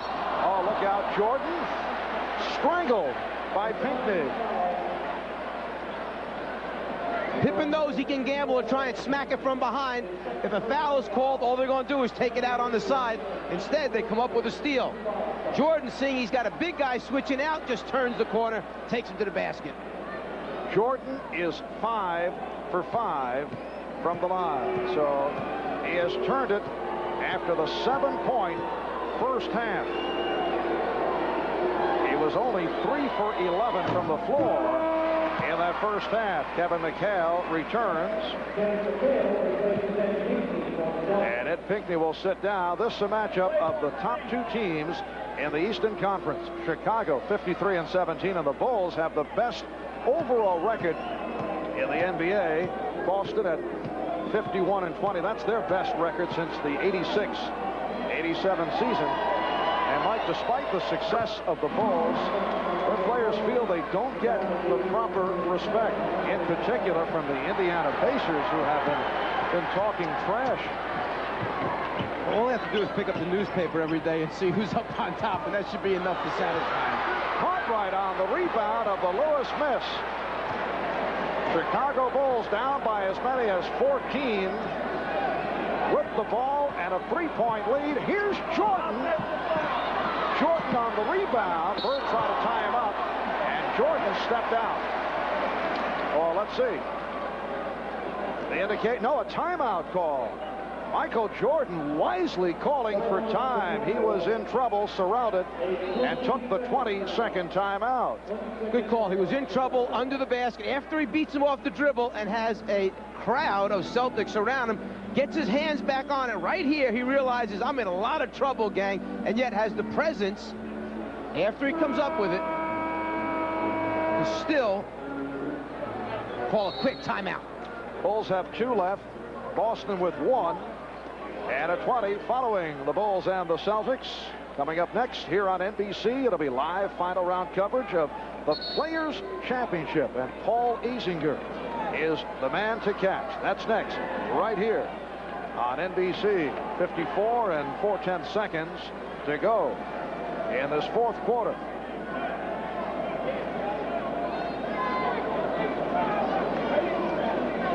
Chicago Bulls with 11 wins their last 13 games. Boston Celtics have struggled recently. They just did get by Cleveland at home on Friday, lost in Miami on Thursday. And the Celtics hit by numerous injuries in recent weeks. Down to 10 on the shot clock. Jordan, he had it deflected. Parrish on the rebound. Boston down by 3. McHale was caught. Bird couldn't find the three-pointer. Here's McHale back to Bird for 3. Shaw able to keep it alive. Lewis from downtown.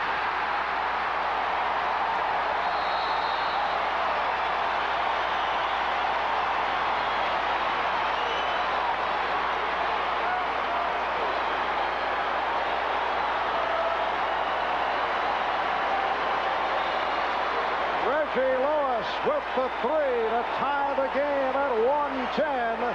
The Bulls take a timeout with 19 and 4/10 seconds to go in the fourth. Hard to understand how, when Larry Bird has the ball, no one can be guarding him out by the three-point line. Understanding that the difference is 3, you've got to push out on the perimeter players. You can't come out late and not extend a hand on the open shooters. You must force them to put it on the floor. Phil Jackson knows it's a problem. Oh, no. And for Reggie Lewis, that his first successful three-pointer of this 1991 season. Celtics with only their second of the day. Bird hit one earlier. Chicago 5 for 8 from downtown. The Boston Celtics began the season shooting the 3 frequently, but not hitting. They have come on as of late. They dropped off for a spell, but they are back into it. So the Celtics and the Bulls tied at 1:10. When we resume, it will be Chicago ball with 19 and 4/10 seconds remaining. Something that we may look for here as they come out of the huddle.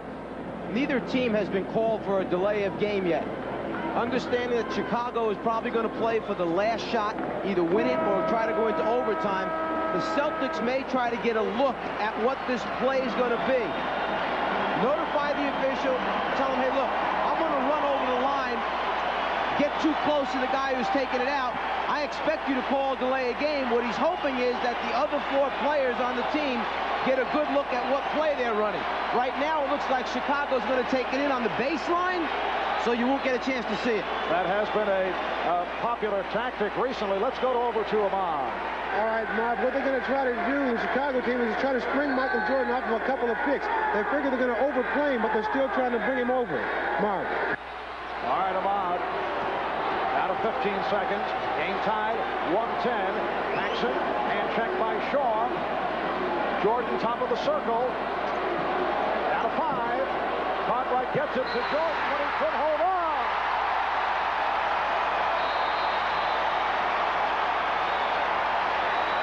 Cartwright's pass off the mark. Phil Jackson was looking for a foul. He felt the Celtics were a bit too physical.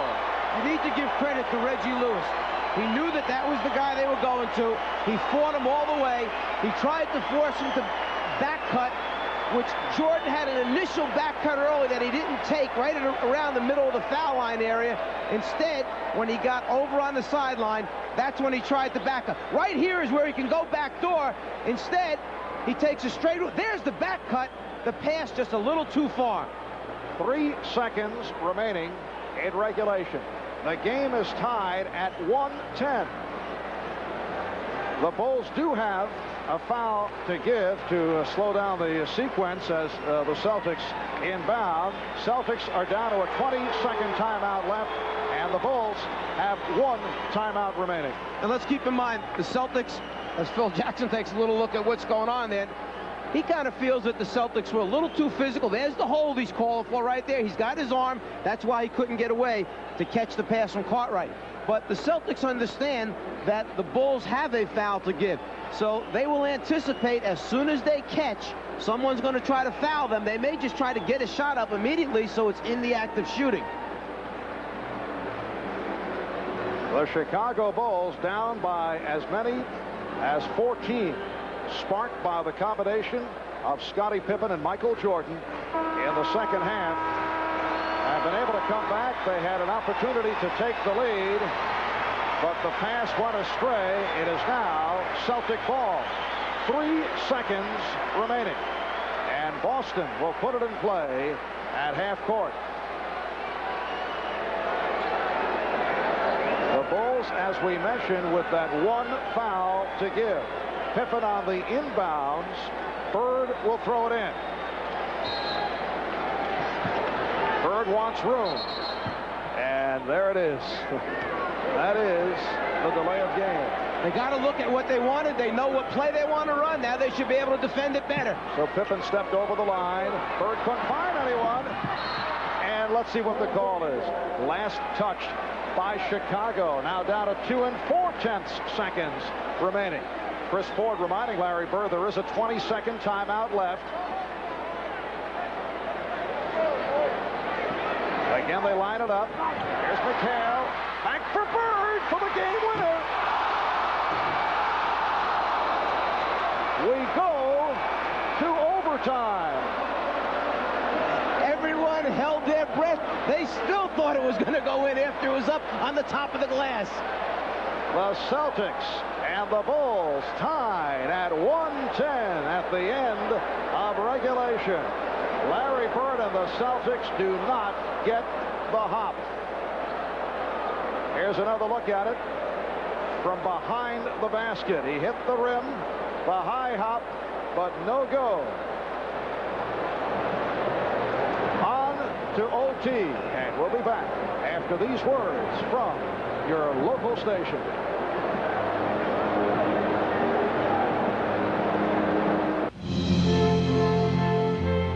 A quick look here, the final round, the Players' Championship. Fuzzy Zeller and Paul Azinger now tied for the lead, and here's how it came about on the par 3 third hole. Fuzzy Zeller with this tee shot. Almost a hole-in-one. He makes the putt. We are tied at 12. Let's go back to the basketball. All right, Charlie, we go to overtime here in Boston. The Bulls and the Celtics tied at 1:10. Phil Jackson checking out the shot by Larry Bird and accepts it well. He said if that would have gone in, it wouldn't have been fair. This guy's cheering all the way at this end, saying, please go in. It did not drop. And so, for the first time this season, the Bulls play an overtime game. They're the only NBA team not to be involved in OT, while the Celtics 1 up and 1 down in overtime. Parrish and Cartwright on the opening tip. And the Celtics starting the overtime with the combination of the old front line and the young backcourt. Bird on the drive to the left hand. The tip by McHale. Boston by 2. Just the start of this 5-minute overtime session. Paxson and Jordan at the guards. Cartwright, Pippen, Brent up front. Jordan played well by Lewis. Illegal defense called by Boston. And that is their second infraction.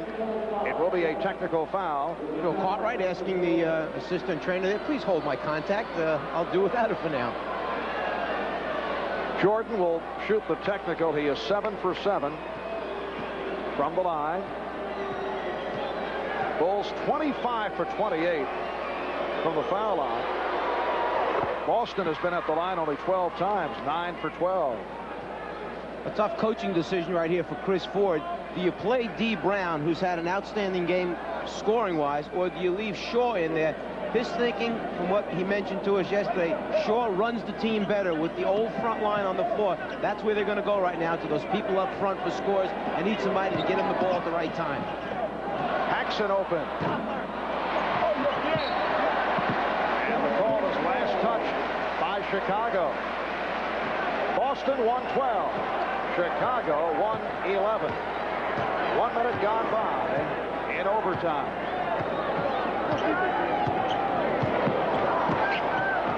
Parrish and Cartwright pushing and shoving. Parrish. Yes. Robert Parrish giving Boston a 3-point advantage. Pippen. And it's down to 1. Celtics 114 of the Bulls 113. You kind of forget about Robert Parrish. Just before that shot, he's 4 for 5 from the floor. He makes that one. He's 5 for 6. Very quiet game for him. Scottie Pippen has 32. Stay right here, says Mike Mathis. The push on that man, Bill Cartwright. Third foul committed by Cartwright. Non-shooting affair. Philadelphia has defeated Cleveland at the Spectrum 110-101. Game that saw Charles Barkley forced out with a ligament injury. Bird, he was in but not able to convert. However, the foul called on Chicago. Some consolation by Kevin McHale. Well, Bird just can't get the left-handers to fall for him today. He's missed a number of them. They're up on the rim, just won't go. Brent picks up his third. Down to 3:10 remaining in this 5-minute overtime session.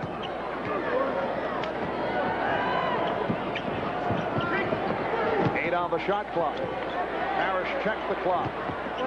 Parrish, yes, 2 big buckets by Robert Parrish in overtime, and he's hearing the chant of Chief from this capacity crowd. Boston 116, Chicago 113.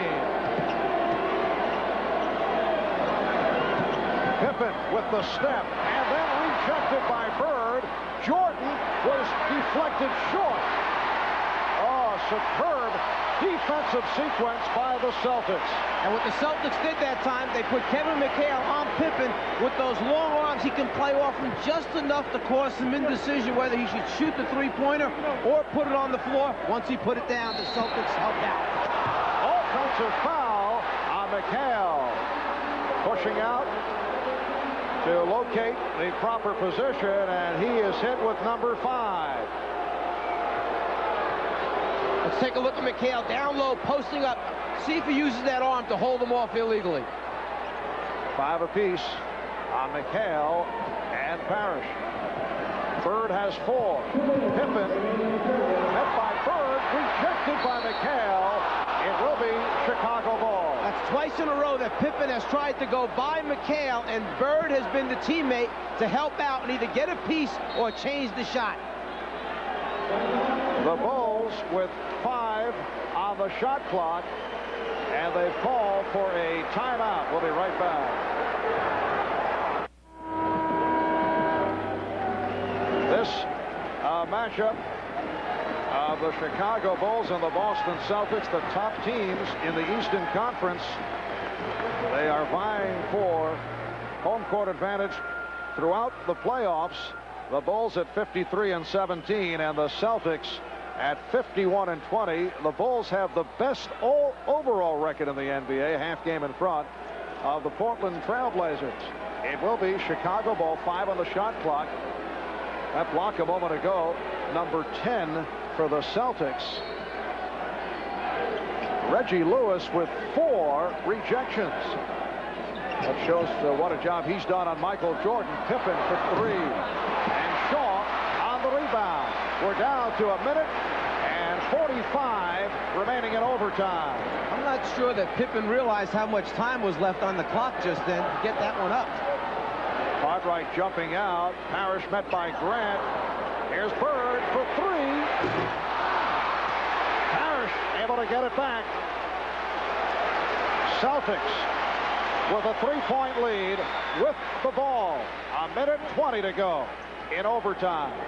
Bird off the screen. Parrish. That is his 3rd field goal in overtime. It's so hard to understand how he gets the shot off and he has such great touch and shoots 60%. Here's Jordan, and he's hacked. Celtics arguing the call as Parrish has fouled out. Robert Parrish is not shooting this over a small person. Bill Cartwright is a 7-footer with bulk. He's got his body up against him, and yet Parrish gets it off and keeps the concentration. At the other end, not too many of the Celtics believe there's a foul here. Standing ovation for Robert Parrish. Leads with 15 points, 10 rebounds, 6 of the 15 here in overtime. At 37 years of age, the oldest player in the league, and perhaps his finest over a star-studded 15-year career. Ed Pinckney, hearing the chants of Eddie from this crowd, will check in, replacing Parrish. What happens is you get rid of a Parrish. McHale simply moves over into the center spot. Bird stays on the floor, and you bring in another guy, 6'10", 6'11", with long arms that can defend the rebound in Pinckney. McHale playing with 5 fouls. Jordan is 8 out of 8 from the line. 1 minute 1 remaining in overtime. Boston leading now by 4. Coming up next, it'll be live final round coverage of the Players Championship from the Tournament Players Club at Sawgrass. We go to Charlie Jones and the boys right after the Bulls and the Celtics. Boston 118 and Chicago 115. Chicago showing their press now after the made free throw. A little trap in the backcourt. Get it down, McHale. And an Ocean changed his mind. 10 on the shot clock. 45 seconds to go in the overtime. Lewis with the step and then stripped by Jordan. McHale lost it. Here comes Pippen. Try to pull up Paxson for 3 to tie it. He does! The Bulls and the Celtics tied at 118. Boston calls for time with 32 seconds left in overtime. Chicago put themselves in this position by pressing after the made free throw. As a result, the shot clock is way down. McHale knows he's just got to get it out of there before the buzzer goes off. Instead, the steal on their way at the other end. Pippen leading the break, turns around, finds Paxson trailing, knocks out a 3 to tie the score. 118-118. Coach Jackson kind of hoping something good is going to happen. Just wants to help out, let him know it's a 3. And John Paxson has hit 4 out of 4 from three-point land. The reaction from Robert Parrish as he watched Paxson put it through. Let's go back to Ahmad. All right, Mark, Chris Ford what they're trying to do is take the ball down low and trying to draw a foul, trying to get a three-point play, and also trying to stop Chicago from running. Game tied at 118. Down to 25 seconds to go in overtime. 14 on the shot clock. Bird matched with Pippen. Now Grant over to help. Bird is stopped. Bird recovers. Stopped again. And Cartwright able to get to it. Phil Jackson says keep going. No timeout. They'll try to win it here. Final seconds. Jordan.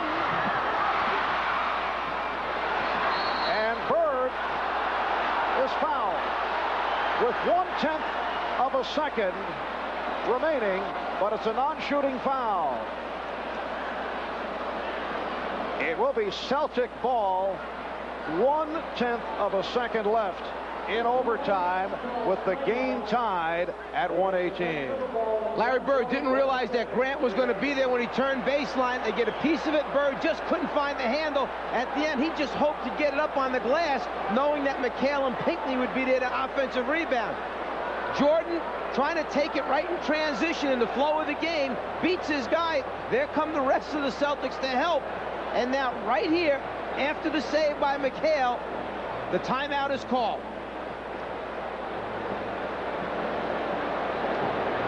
And they have readjusted the clock. 1 1/10 second remaining in overtime. With 1 1/10 second remaining, you can get a possession shot at the basket. It means you can catch it and shoot it. It does not have to be a tip necessarily. That's with 3/10 of a second or less left on the clock, where you have to tip it in to count. That last foul called on Jordan, his second.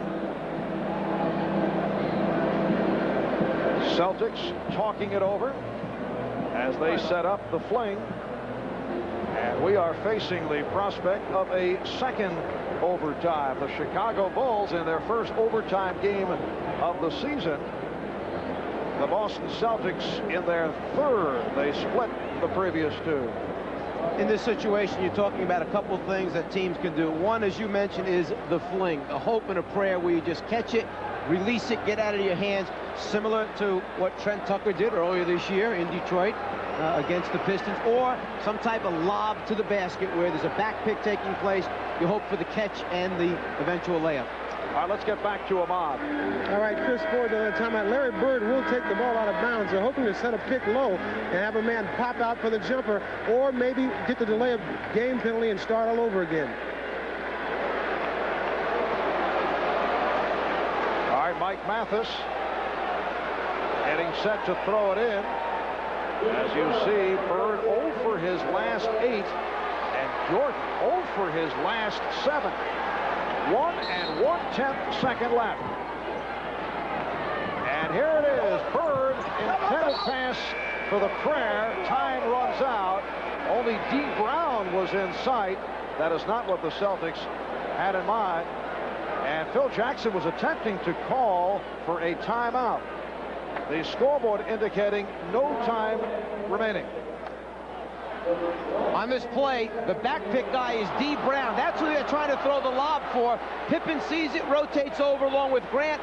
They come up, and the timeout is called while there still is time on the clock. Yes, they just placed a 10th of a second remaining. D. Brown, a man who can leap the intended receiver of that pass. Right now, let's go to Charlie Jones at Sawgrass. Here at the Players Championship, the final round, Paul Azinger now leads Fuzzy Zeller by 1, Phil Blackmar by 2. Azinger is 12 under. Meanwhile, on the backside, John Cook birdied the first 5 holes of the back 9. He started at 3 under, has now moved to 9 under for the tournament, and this was for 6 in a row, and he has to settle for his par. We'll move over to the 6th. Fuzzy Zeller, this was his par putt, and he leaves it outside. Had that tap in for his bogey and dropped out of a tie for the lead with Paul Azinger. And so it is Paul Azinger, as he started today, 1 in front of Fuzzy Zeller. And here is Paul Azinger. He is the current leader in this, the final round of the Players Championship. After the basketball, of course, we'll have complete coverage of the final round. But right now, let's go back to basketball.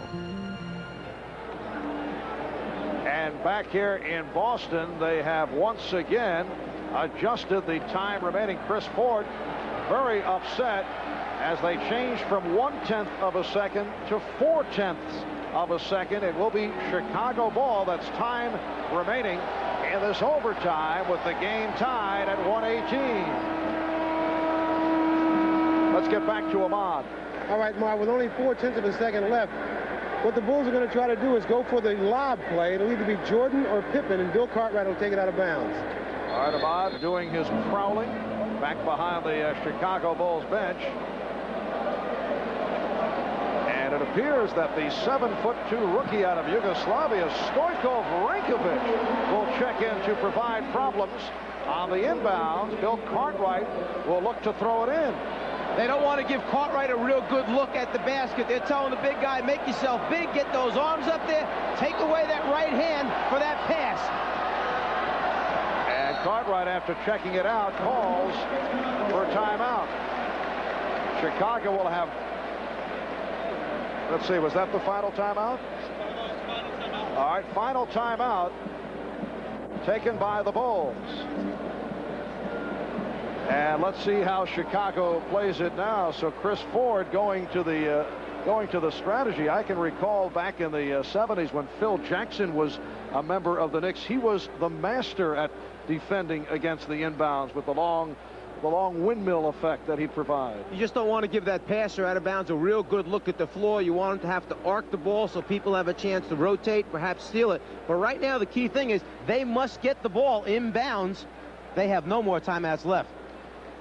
Boston has 1 and a 20, and now the Bulls, after talking it over once again, will have 4/10 of a second left in overtime. Tie game at 118. We also just received word from the scorer's table. You may recall that last second play where Michael Jordan at first was called for a foul. They say no foul on Jordan. It was just that he deflected the ball out of bounds and stopped the clock. For those of you scoring at home. After getting a look at the way Boston defended the last play, perhaps now what you do is you run a back cut or backdoor play. Don't use anyone to screen or to back pick, because that gives the Celtics the ability to switch on it.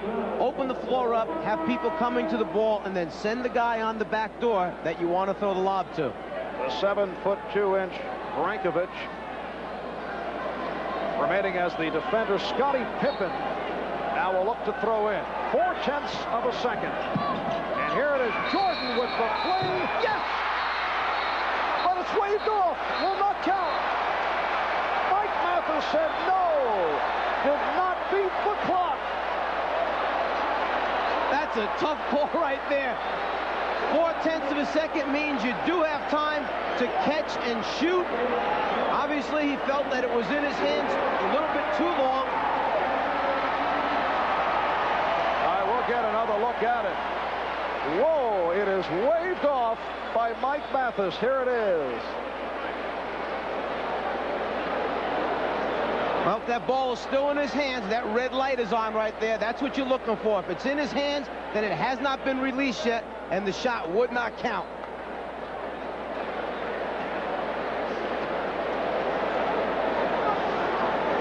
Everything from there looks good, except we just can't see the clock or the red light from that angle. All right, here's a look at regular speed. You see the shot clock. Now you couldn't really see it. It ran off too quickly. So Mike Mathis said too late. And the Chicago Bulls with a mild protest and have to accept the fact that they're going into a second overtime. If you look behind the backboard, you'll see that red light. If that red light is on before the ball is released, there's the red light. Ball is still in his hands. A good call by Mike Mathis. And I think Mike would be pleased to know that it was, not that he's doubting it, but you know, you play it back in your own mind, and I'm sure he saw it all the way. But as you say, as we take another look at it, it was the proper call. Red light's on, the ball is in his hand, the proper call. What a shot by Jordan. Forget about the fact it was too late. Under pressure with the fling, and he hit it. Oh, didn't you expect that to happen? What? The reaction from Chicago Bulls teammates, they think it's over. That's Scott Williams and B.J. Armstrong leading the victory march, but it does not count. And we go on to a second overtime. The game tied at 118. Robert Parrish is fouled out. He was the hero for the Celtics in overtime number 1 with 6 points. Scottie Pippen, the high man, with 32. Michael Jordan has 32. John Paxson with 22. Larry Bird with 25. Here's Paxson. And rebounded by Bird. A lot of minutes here this afternoon for Larry Bird. Not bad for a guy playing with a bad back and an injured finger. He has not shot well down the stretch. Either has Jordan. It's great to hear all these coaches talk about they're really concerned as Bird hits a little fadeaway. They're really concerned about the minutes building up. They want to be fresh going into the playoffs until the game starts. Then everyone says winning becomes the most important thing. You go with your main guys, the guys that get you there. Bird has 27. Boston by 2. Paxson. John Paxson at the end of the first overtime hit that clutch three-pointer that tied the game at 118. He's tied it now at 120. A minute in. Overtime number 2. Bird, yes. Larry Bird heating it up. It's Boston 122, Chicago 120. Robert Parrish gave a little nod right there saying he got it going right now. He feels it. Pippen lost it.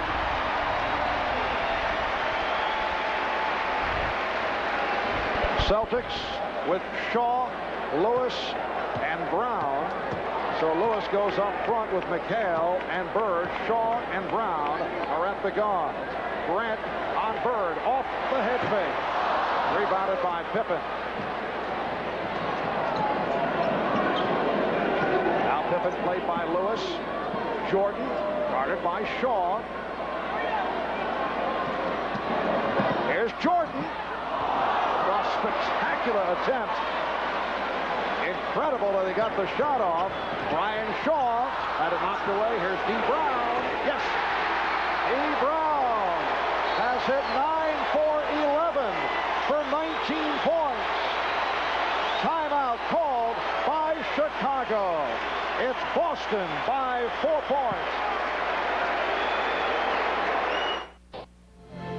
We're back for a moment at the Players' Championship. We'll go to the 16, John Cook, who has the hot hand today. And this is for birdie to go 10 under. Got a left center putt here. Oh, Charlie. And so the leaderboard with Paul Azinger in front of Fuzzy Zeller by 1. Now let's go back to Mars. All right, Charlie. Well, they are prepared here at the Boston Garden for the possibility of 6 overtimes. That should be pointed out. We are only in the second overtime with 3:08 remaining. And we have had some dazzling finishes at the end of regulation. It was Bird with the opportunity to win it for Boston, but it did not bounce his way. And at the end of overtime, Michael Jordan hit one, but Mike Mathis ruled that it was too late. Did not beat the clock. Boston with a 4-point lead. Cartwright with the Duncan under move, and his shot was bottled up. Cartwright thought he was fouled. And the foul called on the Celtics. This the scene at the end of the first overtime. Jordan able to hit, but it was waved off. Time had run out. Good call by Mike Mathis, the official, right on the play. Caught a little bit of the light, heard the horn, saw the ball was still in his hand. Seems to be some confusion as to who that last foul was called on. Kevin McHale in a discussion with the officials. If it's on McHale, it would be number 6. This team on the floor right now for the Celtics, it's a good team to match up against Chicago with Bird as your power forward and McHale as the center right now. McHale not agreeing who the foul was on. It lets Lewis match up against Pippen. Good matchup there in that spot. Mike, the officials being very compassionate as McHale continued the argument. He could be hit with a technical or a delay of game. Well, let's get a look right here where the foul takes place.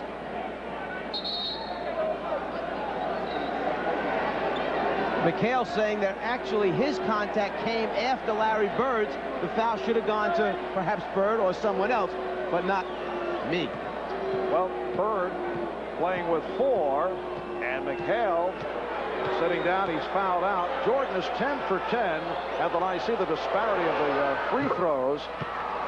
Chicago Bulls spending lots of time at the foul line. Celtics have 13 more field goals this game than Chicago does, but Chicago, a team with a great deal of athleticism, gets to the rim, takes people off the dribble. And Pinckney has come on, replacing Kevin McHale. McHale making the return from the sprained ankle. Finished with 10 points, 6 rebounds. Jordan continues his perfection at the line. He now has 34 points. That after a 7-point first half. Boston by 2. 2:40 to go in the second overtime. Bird with the fake through the foul and hits.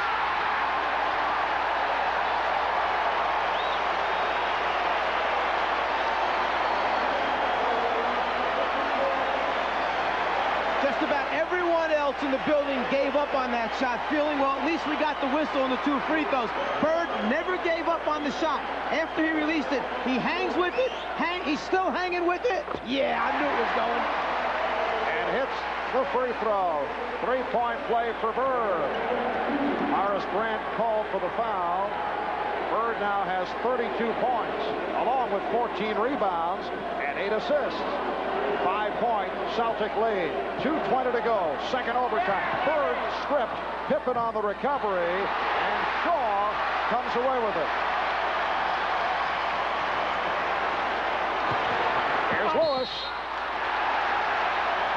And he was fouled by Jordan. In the transition defense that time, Pippen and Jordan got a little bit confused. Jordan thought Pippen was going to rotate out to stop the attack from the corner by Lewis. Instead, Pippen thought that Jordan was going to stop him. Jordan just takes the foul to stop the dunk. Lewis now 2 for 3 from the line, an 84% free throw shooter. Michael making sure he's not going to get a good shot at the basket.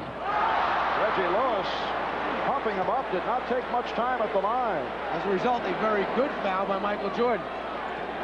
Bulls put the ball down by 5, just under 2 minutes to go in the second overtime. Jordan draws it, and he hits. Very friendly rims here at the Boston Garden. Very similar to the play that Bird just completed at the other end.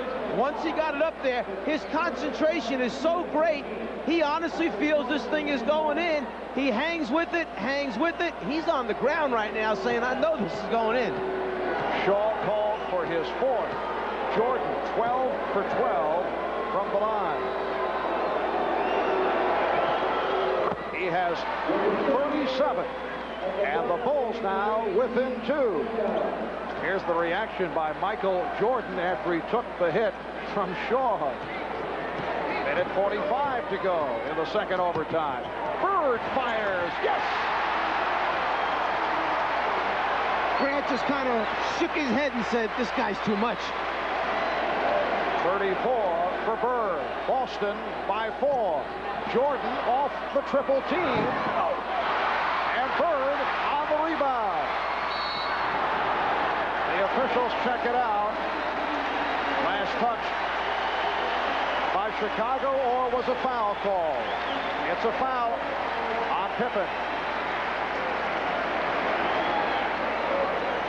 It will be Boston ball. Minute 27 left in the second overtime. And the chant of Larry. Dee Brown beat John Paxson off the pick.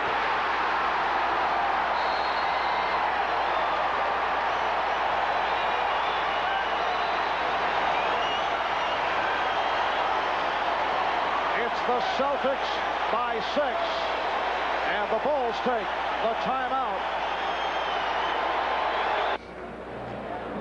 Larry Bird does so many things to help his team out by coming over, setting a good solid screen, and allowing his teammate to play pick and roll basketball. He hopes to free up Dee Brown. Bird coming over, sets a good one, and right here as he catches Paxson, he needs a little bit of help, Paxson, from his teammate. Grant has to step out. Someone's got to protect that area. Instead, Dee Brown turns the corner, gets in the paint, and converts, which is the biggest thing. Watch the elevation at the end as he goes up. Eyes eyes on the rim with concentration. Dee Brown with 21 points. He's hit 10 out of 12 from the field. A number of remarkable performances here in what has been a terrific ball game between the Bulls and the Celtics. 1:10 to go, second overtime. Chicago with the ball down by 6. Yes, and it counts. John Paxson again. And Reggie Lewis called for the foul. That whole play was set up by the defensive man going underneath the screen. Watch him go underneath. Dee Brown goes under. Paxson stays behind the three-point line. Now the opportunity for perhaps a 4. A most unusual play, the 4-pointer, as Paxson is connected on 5 out of 5 from downtown. It's a 2-point Boston lead. 57 seconds to go, second overtime. Brian Shaw right back. And it's Boston 133 and Chicago 129. Larry Bird has been sensational. The Chief has been great. McHale has been good. But Dee Brown and Shaw have knocked out big shots for the Celtics today. Jordan not able to hit. Ed Pinckney able to fight his way off the board. Got to get it over the half-court line before it's a 10-second violation. He just did get it across. And we get the whistle. Shaw and Brown in a collision. Foul call on the Bulls. Larry Bird realizes he's in trouble. He can't dribble it across. There's not enough time left. It's the pass that gets it there. 3 Celtics are trying to help out. 2 collide. Foul on Paxson. Reggie Lewis to the line. He missed his last 2. And again, pumps it up. Not taking any time. Some advice from Brian Shaw. So he's missed his last 3 from the line. Boston 134. Chicago 129. Chicago has 1 timeout remaining. 3-point attempt by Pippen. That is his second of the day, second of the season. 2-point Celtic lead. Down to 15 seconds remaining. In the second overtime, Celtics give the foul. Jordan once again putting Lewis at the line. And although Lewis has struggled the last couple of times that he stepped up there, he is an 84% free throw shooter on the season.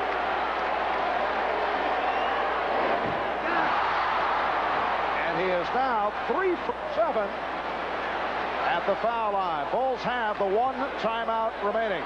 15 seconds to go in the second overtime. It's a 2-point lead. So the Bulls call for time. They're down by 3. When we come back, Chicago ball. They are out of timeouts. Welcome back to the Players' Championship. Paul Azinger at the 8th hole. This is for par. It lips out. He has a bogey. He drops back into a tie with Fuzzy Zeller. Now back to Marv. Thank you, Charlie. A stirring conclusion here in Boston. Second overtime, 15 seconds remaining. This the 3-point shooting. John Paxson 5 for 5. Scottie Pippen has been hitting the 3-pointer. Let's go to Ahmad Rashad. All right, Marv, the strategy here is Michael Jordan will bring the ball down court. If he finds a lane, he'll take it to the hole. If not, he's going to try to get it to Paxson or Pippen on the wing. And here's Jordan for 3. Gets it out for Jordan. Again for 3. Time running down. 0.5 of a second remaining in the second overtime, and that will do it.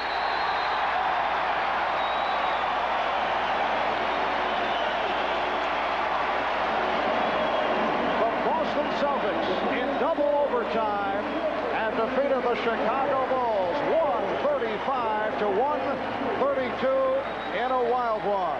They even up the season series at 2-2. The Bulls now 53-18, and Boston goes to 52-20.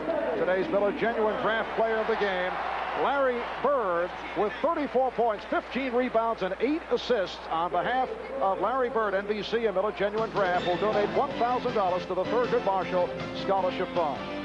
Marv Albert, Mike Fratello, Ahmad Rashad saying so long from Boston.